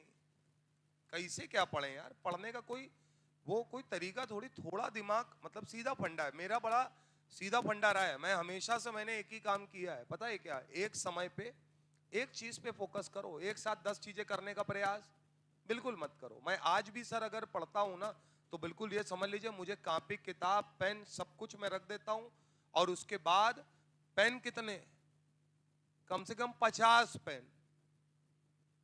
अभी भी कुछ भी खरीदने जाते हैं तो पेन या रजिस्टर ही खरीदते हैं। रजिस्टर मतलब अच्छी अच्छी कॉपियां के नोट्स बनाए जिसमें ज्यादा दिन तक चले। 50 कलर का पेन, पेन लेके लौंडे की बैग को खोल के उससे स्केच पेन निकालना। अब तो उसके पास भी मामला है, उसका भी ले रहे हैं। उसके बाद उनके पास वो पेंसिल वाले कलर होते हैं, पेंसिल वाला उसका सेट है, वो निकालो पूरा। जो ब्राउन भरने वाला कलर आता है, मोम वाला, वो मिला वो भी ले लो। क्यों? हमें बोरॉन बनाना है, बोराजॉल में रंग के बनाऊंगा बढ़िया। उसका रीजन, पानी आनी सब रख दो, चाय केतली में रख दो, और 3 घंटे के लिए कोई कुछ नहीं, बंद करो, आराम से पढ़ो।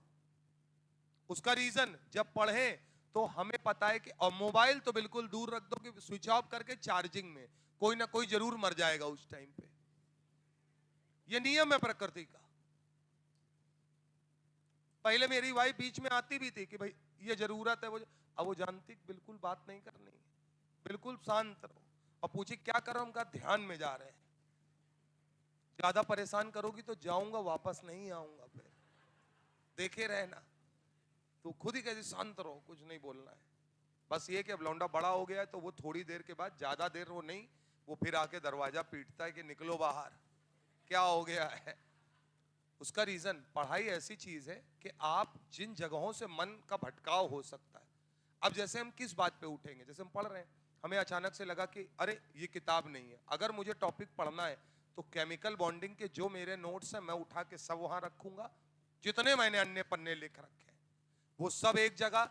जो मेरे पास किताब मुझे जरूरत है, अवेलेबल है, वो सारी किताबें उठा के, चाहे मैं खोल ना पाऊं उनको, और आराम से बैठ के पढ़ना है। फिर सोचना है, विचारना है, क्या पढ़ा रहे थे, क्या बना सकते हैं, तो बताते हैं ना, इससे ये बन पाएगा, इससे ये बन पाएगा, इससे ये बन पाएगा। हम थोड़ी बताया जा रहा है यार। कोई ऐसा थोड़ी कि हम लोग बिल्कुल, कोई एक एग्जाम क्लियर किया और उसको एग्जाम क्लियर करते एकदम से मेरे अंदर शक्तिमान वाली शक्तियां आ गई कि पूछो सवाल हमसे, बताओ क्या पढ़ाना है, हम पढ़ाए दे रहे। ऐसा नहीं होता सर। हर चीज के लिए आपको मेहनत करनी पड़े और कंटिन्यूटी बना के करनी पड़े, रोज करना पड़ेगा, रोज पढ़ना पड़ता है। घर वाले कहते हैं अरे तुम अभी भी पढ़ रहे हो, हम कब बूढ़ा जाएंगे तब भी पढ़ेंगे, 60 साल के होंगे ना तब भी पढ़ रहे हो, क्या बुराई है इसमें? उसका रीजन आप कितना, और क्लास है, मेरा सीधा फंडा है, मैं 2-3 बातें बोलता हूं हर स्टूडेंट से। पहला काम, या तो क्लास मत करो, मौज काटो जाके, एक काम तो अच्छा कर लो। और अगर क्लास में हो तो पूरा कंसंट्रेशन क्लास। बगल वाला पानी मांग रहा है, वो शांत रहो, पढ़ने दो चुपचाप, धरी बोतल पी डाल साले, खत्म हो जा पी के। अब तुम क्या कर रहे हो, लिखे और ऐसे आ गया मजा। ये तुम्हारी जिंदगी का मजा है। और कोई किसी को डिस्टर्ब नहीं कर रहा है, लोग खुद परेशान हैं कि अरे 10 मिनट हो गए, बगल वाला कुछ कह ही नहीं रहा है, इशारा कर रहे हैं, जिंदा हो, आंख की पुतली हिला के दिखाओ, बोले हाँ हाँ जिंदा है जिंदा है। क्या तरीका, मतलब पढ़ते समय। और फिर क्या कह रहे बताए, सर हम बहुत पढ़ते हैं, हमको आता नहीं है, कभी बता दो 10 मिनट। मैं कभी ये नहीं पूछता हूं, तो मैं दो ही बातें पूछता हूं, कितनी देर पढ़ते हो और कितनी देर कंसंट्रेट करके पढ़ते हो। एक छोटी सी बात है, आप कभी जिस तरीके से बता रहे हैं इस तरीके से पढ़िए, 1-2 घंटे पढ़ने के बाद पता है सिकंदर को जितना दुनिया जीतने में मजा नहीं आया होगा, उतना 2 घंटा पढ़ने के बाद आता है। जब लेटोगे ना, लगेगा तुम राजा आदमी हो। अंदर से फील होता है कि साला देखो हमने कितना मेहनत से पढ़ा, कितना अच्छे से पढ़ा है। लेटोगे तुम्हें साला याद आएगा सब कुछ, जो तुम कहते हो भूल जाओगे। तुम लेटोगे तुम्हें कॉन्फिडेंस होगा, साला ये मैं कभी जीवन में नहीं भूल पाऊंगा। सारा खेल कंसंट्रेशन। सिलेक्शन कब होगा, जब कंसंट्रेट करके पढ़ोगे। सिलेक्शन कभी इस तरीके से नहीं होता कि आप ज्यादा पढ़ते हो कि आप कम पढ़ते हो। ज्यादा कम पढ़ने वाला नहीं। अब फिर वही वाली हिसाब है कि भाई गधे हैं, वही रो रो के पढ़ेंगे, तो पढ़ो 10 साल वही से, फिर 10 साल पढ़ने के बाद तो हो ही जाएगा। फिर एक रील बनाई जाएगी कि बोले तुम आओगे मिलने, और हम कहेंगे कि हाँ, तो तुम आओगे, तुम्हारी वाइफ आएगी, बीवी बच्चे आएंगे, कि बोले सर हम आपसे पढ़ने आए थे 2024 में, 24-25 वाले बैच में पढ़े थे। बोले अच्छा, और 2035 में मिल रहे होगे हमसे। और हम पूछेंगे क्या हो गया, तो बोले कुछ नहीं सर, सिलेक्शन नहीं हुआ, लेकिन हार नहीं मानी, घर वालों ने शादी कराई, हार नहीं मानी, 3 बच्चे हो गए लेकिन हार नहीं मानी, सब बेरोजगार बेरोजगार कह के चिढ़ाते थे लेकिन हार नहीं मानी। और देखिए सर 35 साल की उम्र में डॉक्टर बन गए अब हम, या 32 साल की उम्र में डॉक्टर बन गए, तो हम यही कहेंगे कि बेटा अब जीवन बचा कम है। खुद सोचो 35 साल में डॉक्टर बनना, फिर 10 साल तो पढ़ना है, 45 बुढ़ापा आ गया। अब तुम्हारी प्रैक्टिस के दिन शुरू हुए और अब हाथ कहां पर आए, नॉलेज भरपूर है, लिख नहीं पा रहे, लिख नहीं पा रहे। इसीलिए हमने अपने प्रोफेशन में बहुत पहले से सोचा था, क्या मालूम है, हमको 50 साल का बुढ़ा बन के एक्सपीरियंस टीचर नहीं बनना है। हम साला 25 साल में एक्सपीरियंस पैदा कर लेंगे 50 साल वाले का, और 50 साल में रिटायरमेंट लेके मौज काटेंगे। सचिन तेंदुलकर भी खेला, किसी को कंपेयर नहीं कर रहे, धोनी भी खेला। एक आदमी आया और आके उसने 8-10 साल खेला, खेल खाल के बढ़िया वो अपना आराम से रह रहा है, मौज काट रहा है, ना कहीं कमेंट्री करने जाता है, ना कहीं कोई बुलाए तो नहीं जाता है, ना कोई उसकी वीडियो रिकॉर्डिंग, ना कोई कुछ आता है। वो फुलटास मौज काट रहा है अपनी जिंदगी में, अपने बच्चों के साथ, घर वालों के साथ रह के, क्योंकि उसने अपने जीवन का जो आप 90 साल में अचीव करेंगे मेहनत करके, उसने 10 साल में कंसंट्रेट करके उस चीज को कर लिया। अब उसे करने की कोई जरूरत नहीं है। ये सेटिस्फेक्शन भी है, नहीं तो चाहे तो अभी तो बाकी लोग भी तो कर रहे हैं। सिद्धू अभी भी हंसा रहा है, कभी किसी ने पुराना देखा हो तो देख लेना, वो ऐसा आदमी था जिसने कुछ बोला ही नहीं कभी अपने करियर में, बोलता ही नहीं था वो, और अब ऐसा बोला है कि चुप नहीं हो रहा है। तो इसलिए कहा जा रहा है जितनी देर पढ़ो उतनी देर कंसंट्रेट करो, और कभी एक क्लास करके देख लो। हाँ, जैसे तुम कहोगे अगल बगल वाला है, अगल बगल वाला है, परेशान कर रहे, तुरंत समझा दो कि शांति से बैठो, हमें बताओ, हम निकाल के बाहर फेंक देंगे। भाई फेंकने का मतलब ये कि जाओ टहलो, क्यों परेशान हो रहे हो। तुम क्या कर रहे हो, आधा पढ़ रहे हो आधे मन से, आधे मन से खा रहे हो, आधे मन से पिक्चर देख रहे हो, आधे मन से एक दूसरे से बात कर रहे हो, आधे मन की खुशी किसी काम की नहीं है। ना तुम खुश हो पा रहे हो और ना तुम पूरी तरीके से दुखी हो, तुम असमंजस में फंसे हो कि साला हम जो भी काम कर रहे हैं उसमें हमको कोई सफलता मिल नहीं रही है। नहीं मिलेगी। आधे मन से किया गया कोई काम कभी भी पूरा रिजल्ट नहीं दे सकता, सीधी सी बात, ये सीधा फंडा है। थोड़ा सा जिस एग्जाम को, अब बताओ यार 640, 650, कल एक बच्चा आया 665 नंबर, कितने 665 नहीं लिया उसने, मिलता तो मिल जाता लास्ट में उसको। आया बैठा और बस उसने एक बात, यहाँ का नहीं बाहर का है, और ना हमसे पढ़ा है कि हम झूठ बोलने के लिए कह दें कि हमसे पढ़ा है। मैं नॉर्मल बात नहीं करता हूँ, उसने सिर्फ इतना बोला टेस्ट सीरीज को लेके कि अरे ये सब अभी चैप्टर वाइज चल रही है, ये तो बेकार है, फुल वाली करेंगे। ना बोलता हम ना होते तो कोई बात नहीं, अब सामने बैठे थे, हमने कहा बेटा इधर आओ। आया, 3 सवाल पूछे, सवाल नहीं बताए, नॉर्मल नॉर्मल, नहीं बता पा रहा, रिजल्ट था उसके पास, ये भी नहीं कि नहीं। क्यों? पिछले 3 महीनों से पढ़ाई नहीं। बात समझे? उसको समझाया हमने, थोड़ी देर बाद देखा वो बैठा, आंख में उसके आंसू, क्योंकि अब उसको तो बात समझ में आ रही है ना। उसने टेस्ट सीरीज भी ली, उसने बोला कि सर हम आपका नंबर ले ले रहे हैं, हमें बताइएगा हम कैसे कैसे पढ़ें, क्योंकि हमने सिर्फ एक बात बोली कि 665 नंबर लाके जितनी इज्जत कमा ली हो, ये जो एटीट्यूड रखे हो, ये एटीट्यूड 700 नंबर लाने के लिए रखो, 700 नंबर लाने से पहले मत रख लो। आधे से ज्यादा जनता इस बार का जो पेपर होगा और मजेदार होगा। जिनके 640 है, जिनके 650 है, वो अपने आप को पहले ही सूरवीर योद्धा घोषित कर चुके हैं, फुलटास रंगबाजी में घूम रहे। तुम्हें मिलते ही होंगे जो भी तुम्हारे सीनियर टाइप, जो 2-4 साल जिनको हो गया, वो जैसे ही तुम्हें मिले वो तुमको कुछ इतना कॉन्फिडेंट दिखे, जो समझ जाना जो तुमसे ज्यादा बातें करे, अरे इसमें कुछ नहीं है, ये कर लेंगे वो कर लेंगे, उससे तुरंत दूर हट जाओ, वो खतरनाक आदमी है, वो आत्मघाती हमला कर रहा है, मतलब अगल बगल जो रहेगा उसको अभी भविष्य उड़ा देगा वो। और नया बच्चा क्या होता है, उसको बड़ा मजा आता है। अच्छा तुम्हें क्या चाहिए, कोई रिजल्ट दिखा दे बस, किसी ने कह दिया हमारे 600 नंबर है, तुम तुरंत उसको गुरु बना के चेला बन के पीछे पीछे टहल रहे हो। अच्छा तुम चेला बनाए किसके हो, जिसके नंबर 600 है। क्यों? क्योंकि तुम 670 वाले को बना नहीं सकते, वो कॉलेज में पढ़ रहा है। किसी के घर में अगर उसका भाई भी होगा ना सर, अरे हमारी बात कर लो, हम एक सिंपल बात बता रहे हैं, हमारा भाई या हमारा कोई रिलेटिव अगर हमसे पूछेगा तो हम उसको एडवाइस कितनी बार देंगे? दिन में 1 बार। कोई सवाल पूछेगा तो दिन में कितनी बार बता सकते हैं? 2 बार, 4 बार, 10 बार, यही तो होगा। अरे बोलो यार। लेकिन अगर वो मुझसे रोज फालतू की बात करेगा तो मैं रोज उसको एंटरटेन करूंगा? मुझे एंटरटेन करने की कोई जरूरत है? क्योंकि अभी उसकी कोई वैल्यू नहीं। ब्लड रिलेशन में कोई समय नहीं बर्बाद करता। तो इसका मतलब, अच्छा कोई तुम्हें समझाए, पहले ये कर लो, कह दो भैया तुम कर लो, तुम कर लो, क्योंकि तुम्हारा ज्यादा जरूरी है। तुम बिल्कुल यहां लोग अश्वत्थामा बन के पड़े, नहीं समझे? जैसे उसकी मृत्यु नहीं आ रही है, वैसे इनका साला सिलेक्शन नहीं आ रहा है। 5 साल, 6 साल, 7 साल, 8 साल घर वाले पैसा नहीं देते हैं सर, फिर रो जाओगे बहुत बुरी तरीके से, और यहां से वापस जाना तुम्हारे लिए बहुत कठिन काम होगा। हर एक बच्चे के लिए कठिन होता है।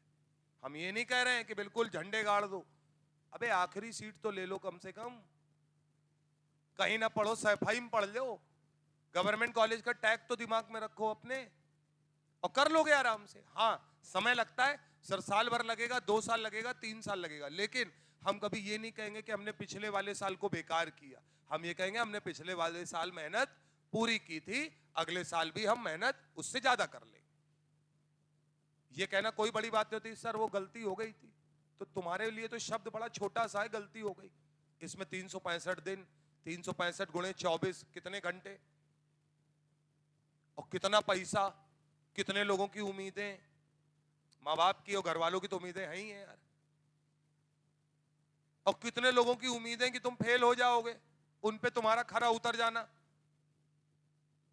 अगल बगल की तैयारी में आजकल अगल बगल वाले, आप कोई भी हो, जैसे ही बता दो मेडिकल तैयारी कर रहे हैं, एक ही शब्द आता है, अरे मेडिकल में बड़ा मुश्किल है होना। होता है कि नहीं होता है? यानी उन्होंने तुमको पहले ही फेल घोषित कर दिया है कि नहीं कर दिया? तो अब ये तुम्हारी मर्जी है कि तुम्हें जिंदगी वैसे जीनी है, या सबसे बढ़िया मजा यही है कि जब आदमी ये मान ले कि तुम्हारा कुछ नहीं हो सकता है, तब अगर तुमने कुछ कर दिया तो इससे बढ़िया जीवन में तुम्हारे लिए कोई अचीवमेंट है नहीं दोस्त। और ये जीवन का सिर्फ एक पड़ाव है, इससे सीखोगे कि इन परिस्थितियों से, ये एग्जाम ये बता रहा है कि आप चीजों को कितने अच्छे से टैकल कर सकते हैं, बस इसके लिए। उसके लिए 3 सब्जेक्ट है, फिजिक्स, केमिस्ट्री और बायोलॉजी। ऐसा नहीं कि ये तुम्हारे बड़े काम आने वाले, कुछ काम नहीं आएंगे अंदर डॉक्टरी में यार, कुछ भी नहीं काम आने वाला है। जो मैं कह दूं फालतू समझाने के लिए केमिस्ट्री बहुत काम आएगी, पढ़ा रहे हैं तो बोलना ही पड़ेगा।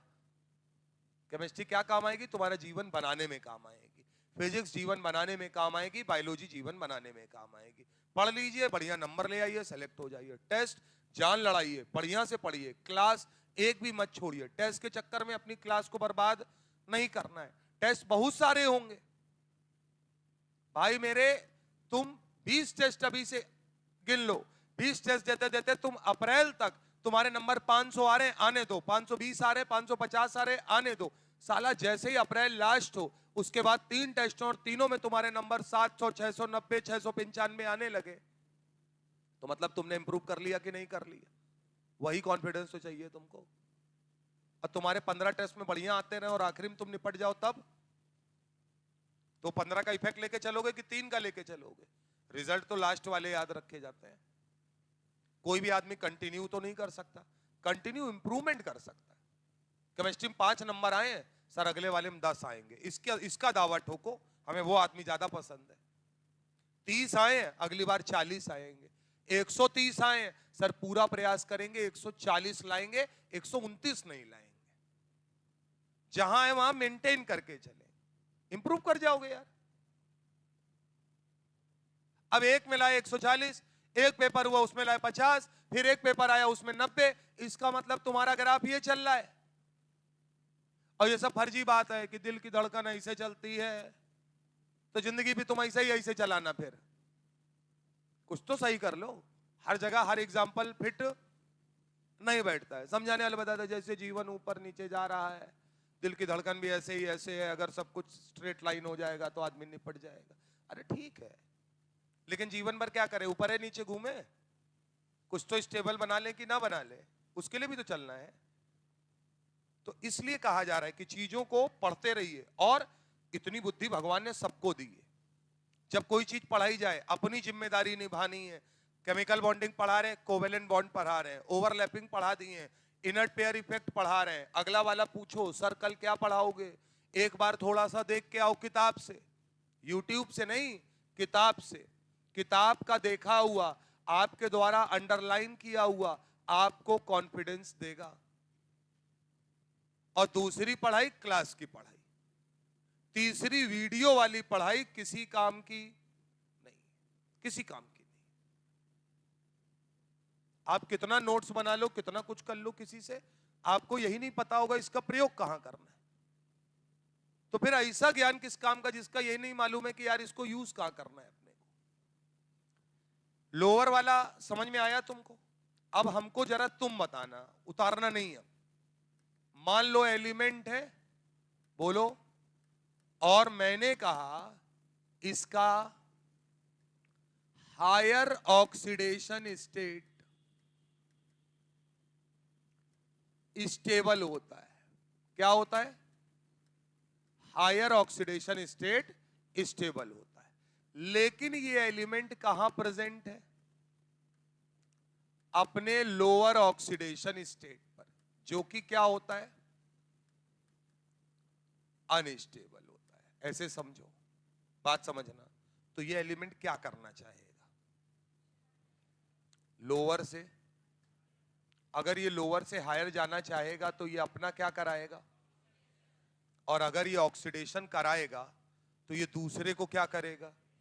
यानी ऐसा एलिमेंट, क्या मैं बोल सकता हूं अगर लोअर ऑक्सीडेशन स्टेट पर है तो always act as a reducing agent. क्या ये बात समझ में आती है? अच्छा, अब ये बताओ, अगर मैं तुमसे कहूं आईएन, एसएन और एसबी, बात समझना, ये लोग +1, +2 और +3 पर है, तो क्या ये स्टेबल है कि अनस्टेबल है? अनस्टेबल है, यानी ये उतने स्टेबल नहीं। ये सब क्या करना चाहेंगे? आईएन चाहेगा मैं +3 पे पहुंच जाऊं, एसएन चाहेगा मैं +4 पे पहुंच जाऊं, और Sb चाहेगा मैं +5 पर पहुंच जाऊं, तो क्या ये अपने आप को ऑक्सीडाइज करेंगे? यानी ये सब किसकी तरीके काम करेंगे? Always reducing agent. क्या ये बात समझ में आती है? उतारिए इतनी बात। अब रटना नहीं है कि अगर आप रटे कि सर ने बताया था Sn+2 रिड्यूसिंग एजेंट है कि ऑक्सीडाइजिंग एजेंट, तुरंत दिमाग में आना चाहिए Sn+2 और Sn+4 ज्यादा स्टेबल कौन? +4।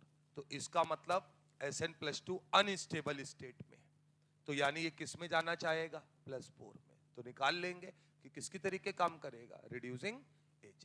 क्लियर है बात? किसी ने कहा Tl+1 किसकी तरीके काम करेगा? तुरंत दिमाग में आया Tl+1 Tl+3, इन दोनों में ज्यादा स्टेबल कौन है? बोले Tl+1। तो बोले जब वो स्टेबल है तो वो किसी की तरीके काम नहीं करेगा। बात समझे या नहीं समझे? रटाएंगे तो पक्का भूल जाओगे, समझा रहे हैं तो इससे हमेशा याद रखोगे। कोई भी चीज अपने आप को ऑक्सीडाइज या रिड्यूस तब करेगी जब वो स्टेबल नहीं होगी।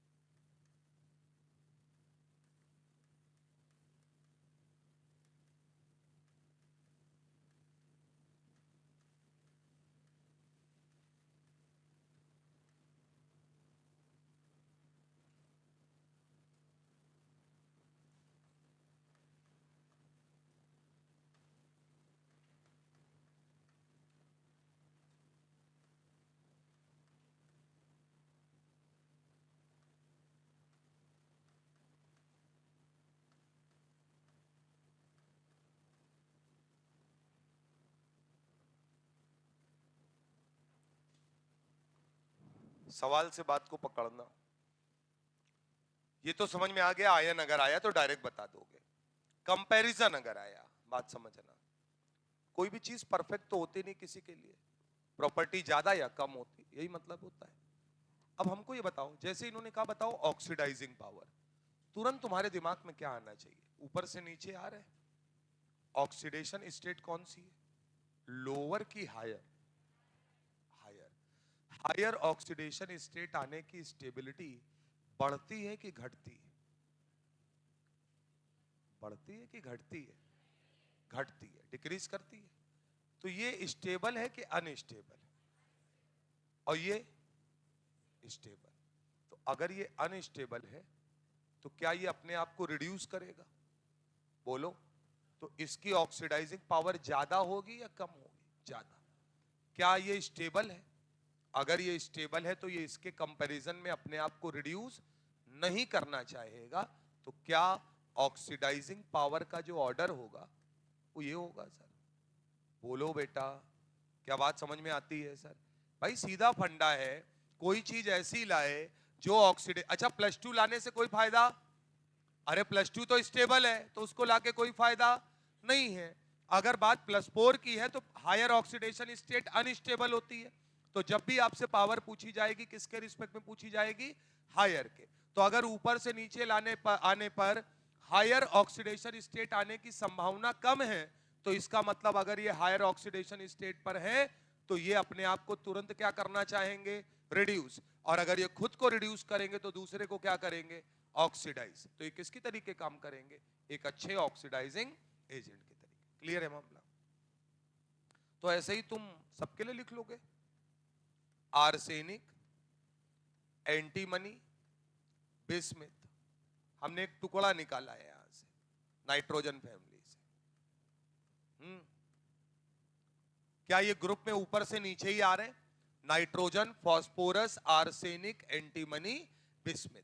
क्या ये बात क्लियर है कि बिस्मिथ +5 पर कैसा महसूस करता है? अनस्टेबल। तो अगर ये अनस्टेबल है तो ये खुद को क्या करना चाहेगा? रिड्यूस। और अगर ये रिड्यूस करना चाहेगा तो ये दूसरे को क्या करेगा? ऑक्सीडाइज। यानी ऊपर से नीचे आने पर ऑक्सीडाइजिंग पावर बढ़ती है। क्या बात समझ में आ रही है? ऐसे ही सर एक लास्ट है Tl+3 Pb+4 और Bi+5। ये बहुत बेहतरीन सवाल है दोस्त, ये वाला एक नंबर क्वेश्चन।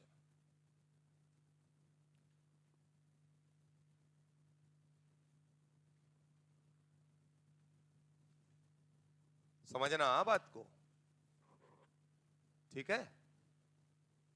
अब देखना जरा इसको बेटा, पीछे आपने क्या किया, ये तीनों बहुत दिक्कत में रहते हैं कि नहीं रहते हैं?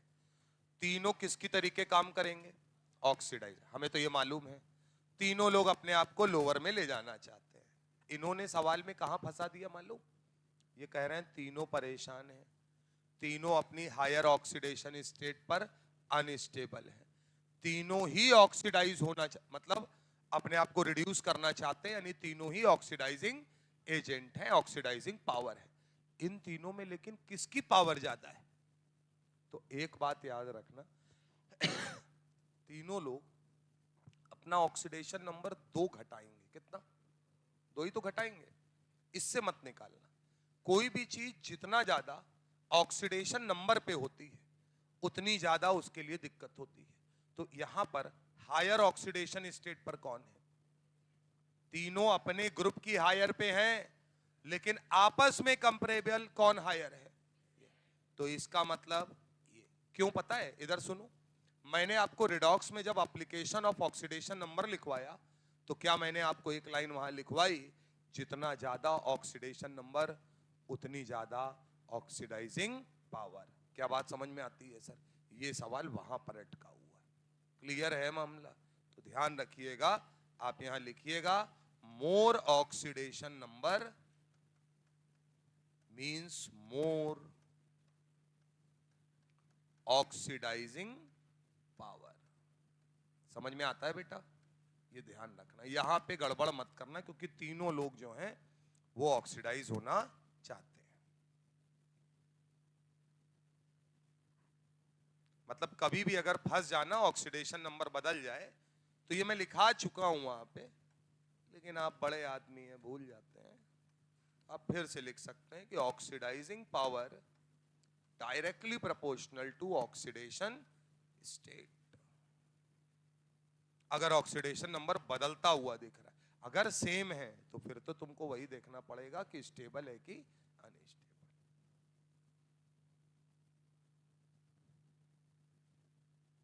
अच्छा सोचो, इस पे सवाल आ जाएगा तो कितना बढ़िया सवाल होगा, मतलब कितना दिक्कत हो जाएगी आदमी को, क्योंकि आपको ये उस समय 4 ऑप्शन अगर दे दें कौन सा गलत है, तो वहां पकड़ना बड़ा मुश्किल होता है अगर कंसेप्चुअली क्लियर नहीं है तो। ठीक है ना? अभी भी ये खत्म नहीं हुआ, अभी भी इसमें बहुत मजेदार चीज बाकी है।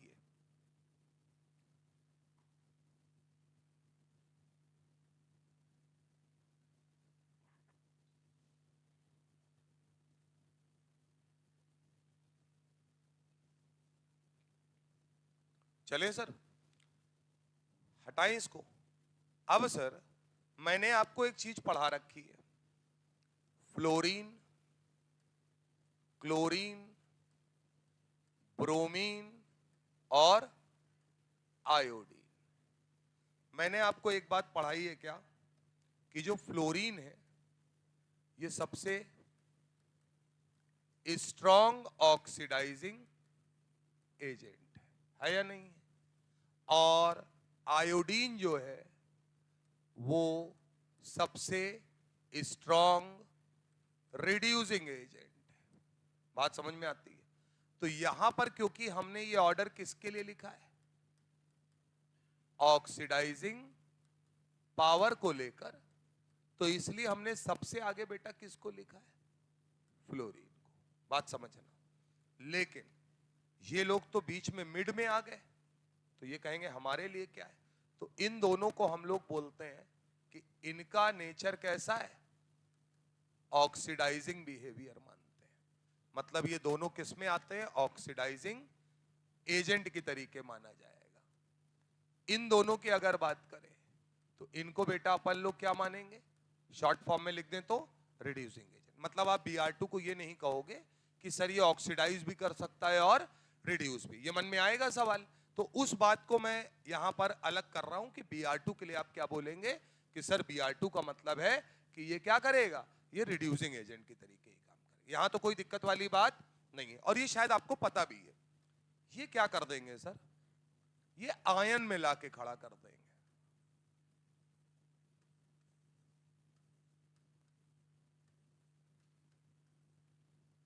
अभी भी कोई अंतर नहीं आया है, बात को समझना।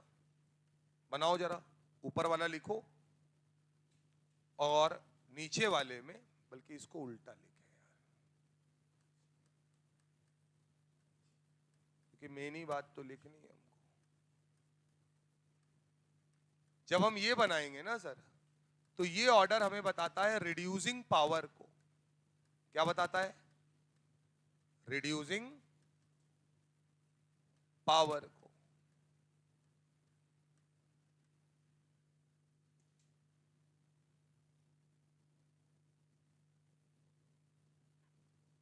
समझिएगा सर, Pr और I का बचपन कहां बीता, रिड्यूस करते हुए।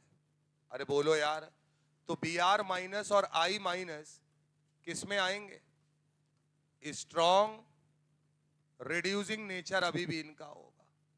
यानी ये खुद को क्या करेंगे, ऑक्सीडाइज, और दूसरे को क्या करेंगे, रिड्यूस। क्लियर है बात। लेकिन अगर इनके लिए कोई पूछेगा तो ये बचपन से क्या है, स्ट्रॉन्ग ऑक्सीडाइजिंग। अरे बोलो भैया, ये अभी भी क्या करेंगे, दूसरे को ऑक्सीडाइज करने के विषय में सोचेंगे। ठीक बात है।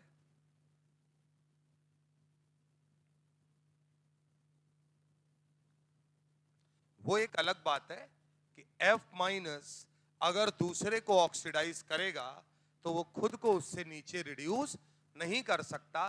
तो मैं ये बोलता हूं कि F माइनस जो होता है वो ऑक्सीडाइजिंग एजेंट की तरीके काम नॉर्मली नहीं कर पाता, F2 तो कर लेता है। यहां तक ये बात ध्यान रखना। उसके बाद ये क्यों पढ़ रहे हैं, किसी भी कंपाउंड में, अच्छा इतना तो समझ गए होंगे कि अगर कल को I2 आए, Br2 आए तो रिड्यूसिंग एजेंट, F2Cl2 आए तो ऑक्सीडाइजिंग एजेंट। अगर कभी I माइनस Br माइनस आए तो रिड्यूसिंग एजेंट, और F माइनस Cl माइनस आए तो ऑक्सीडाइजिंग एजेंट। F माइनस के लिए थोड़ा मामला मुश्किल है, ठीक है। किसी भी कंपाउंड में, अरे सुनो, कभी भी एक जगह दो विरोधी नहीं रह सकते। तो अगर किसी भी कंपाउंड में ऑक्सीडाइजिंग एजेंट और रिड्यूसिंग एजेंट दोनों के दोनों बोथ प्रेजेंट, बोलो भैया, अगर किसी कंपाउंड में क्या हो, ऑक्सीडाइजिंग एजेंट और रिड्यूसिंग एजेंट दोनों अंदर ही हैं उसके, तो इस कंपाउंड का नाश तय है। इसका मतलब ये कंपाउंड किस अवस्था में है, हाईली स्टेबल की अनस्टेबल, अनस्टेबल, क्योंकि ये रुकेंगे नहीं।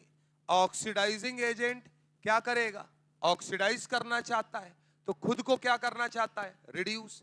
रिड्यूसिंग एजेंट दूसरे को रिड्यूस करना चाहता है, खुद को क्या करना चाहता है, ऑक्सीडाइज। तो ये इनके लिए काम कर देंगे और ये इनके लिए, यानी कि एक दूसरे को क्या कर देंगे, ऑक्सीडाइज और रिड्यूस। यानी ऐसे कंपाउंड क्या होते हैं, हाईली अनस्टेबल। क्लियर है मामला।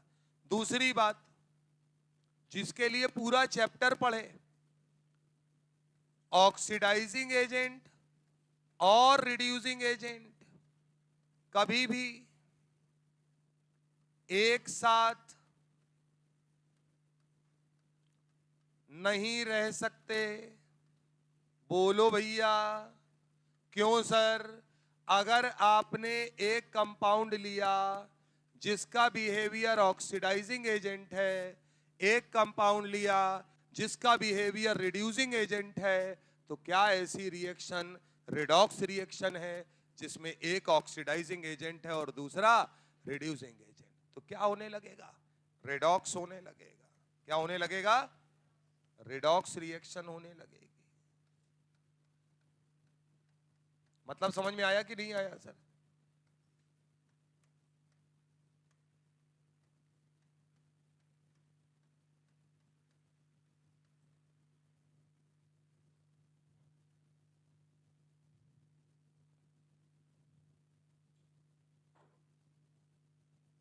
दोनों बातें लिखने के बाद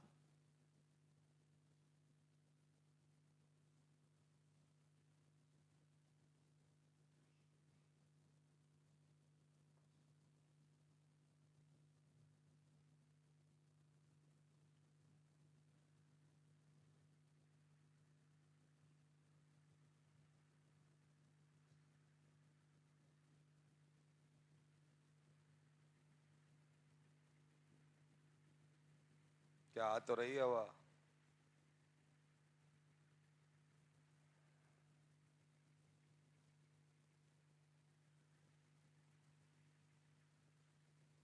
चले, क्या सीखा आपने? लिखिएगा। In a compound oblique reaction in a compound oblique reaction, oxidizing agent and reducing agent, oxidizing agent and reducing agent are not kept together, are not kept together, comma लगा कर लिखिएगा, if kept together redox reaction proceed। पहले तो एक साथ नहीं रखना है, और अगर रख दिए तो क्या होगा? रिडॉक्स। इधर सुनो, अगर कोई कंपाउंड रिडॉक्स दिखाता तो कंपाउंड के अंदर दो चीजें और वही ऑक्सीडाइज और रिड्यूस हो रही है, यानी वो शो करता इंट्रा मॉलिक्यूलर रिडॉक्स। दो कंपाउंड के बीच में रिडॉक्स है, कहलाएगा इंटर मॉलिक्यूलर रिडॉक्स। घुमा फिरा के रिडॉक्स ही होना। ठीक बात है? क्यों पढ़ा रहे हैं? सुनना। हटाएं इसको। अगर मैं तुमसे कहूं, एक क्वेश्चन है कि PbI4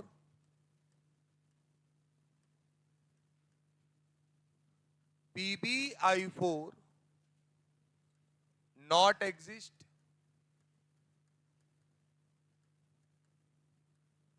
जबकि PbCl4 ये एग्जिस्ट कर जाता है।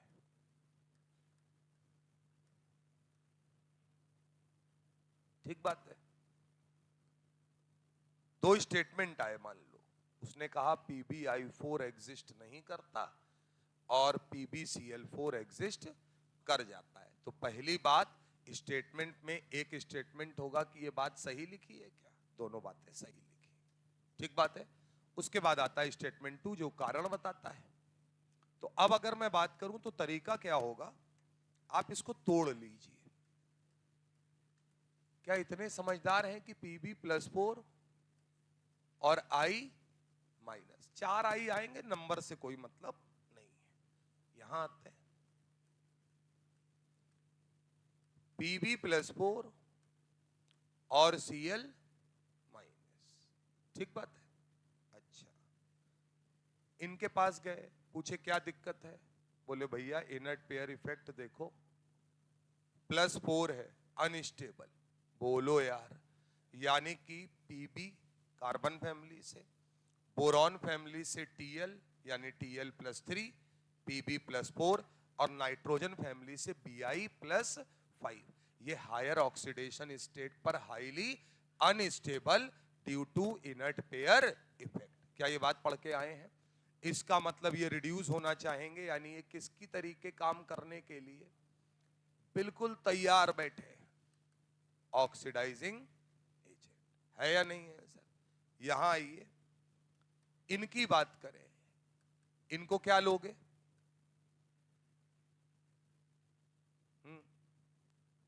क्या लोगे? ऑक्सीड। अब समझ में आया क्यों लिखवाया है तुमको? Cl माइनस को क्या लोगे? Oxidising agent. इनको क्या लोगे? अभी क्या लिखे हो कि इनको एक साथ नहीं रख सकते, तो ये एग्जिस्ट, ये इधर देखो, इनको क्या करना है? ऑक्सीडाइज। इनको क्या करना है? ऑक्सीडाइज। तो दोनों कहेंगे बैठे रहो चुपचाप, जब कोई आएगा तो करेंगे। अरे बोलो यार, यहां एक दूसरे की जरूरत को पूरा कर रहे हैं कि नहीं कर रहे? इसने बोला क्या करना है? बोले ऑक्सीडाइज करना है। बोले तुम? बोले हम रिड्यूस करने आए। बोले तुम हमें रिड्यूस कर दो, हम तुम्हें ऑक्सीडाइज कर देते हैं। यानी हम लोग मिलकर कुछ और बनाते हैं। इसलिए PbI4, अब तुमने बोला कि अगर रख दोगे तो क्या होगा? रिडॉक्स। वो रिडॉक्स क्या होगा ये भी देखो। PbI4 बनाता है PbI2 प्लस I2। और सुनो, ये तुम भी बता सकते हो, क्यों पता है? तुम पकड़ लोगे कहां से मालूम? तुम्हें Pb की औकात मालूम है, +4 पे अनस्टेबल, तो ये साला जाएगा तो किस में जाएगा? +2 में। और अगर +2 में जाएगा तो कितने I को अपने साथ रखेगा? 2 को। अब ये बताओ यहां I किस पर है? -1। ये बताइए, आप बोल रहे हैं ये किसकी तरीके काम कर रहा है? Pb, oxidising agent. I minus किसकी तरीके काम कर रहा है? Reducing agent. तो क्या ये खुद तो रिड्यूस हो गया, तो इसे खुद क्या होना पड़ेगा? ऑक्सीडाइज। तो I अगर -1 पे है तो कहां जा रहा है?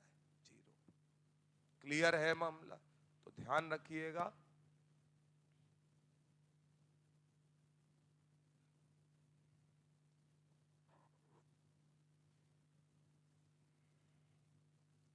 आज का मामला इतना ही है, क्योंकि देखो ये थोड़ा सा पार्ट ऐसा अलग था, बात समझिएगा।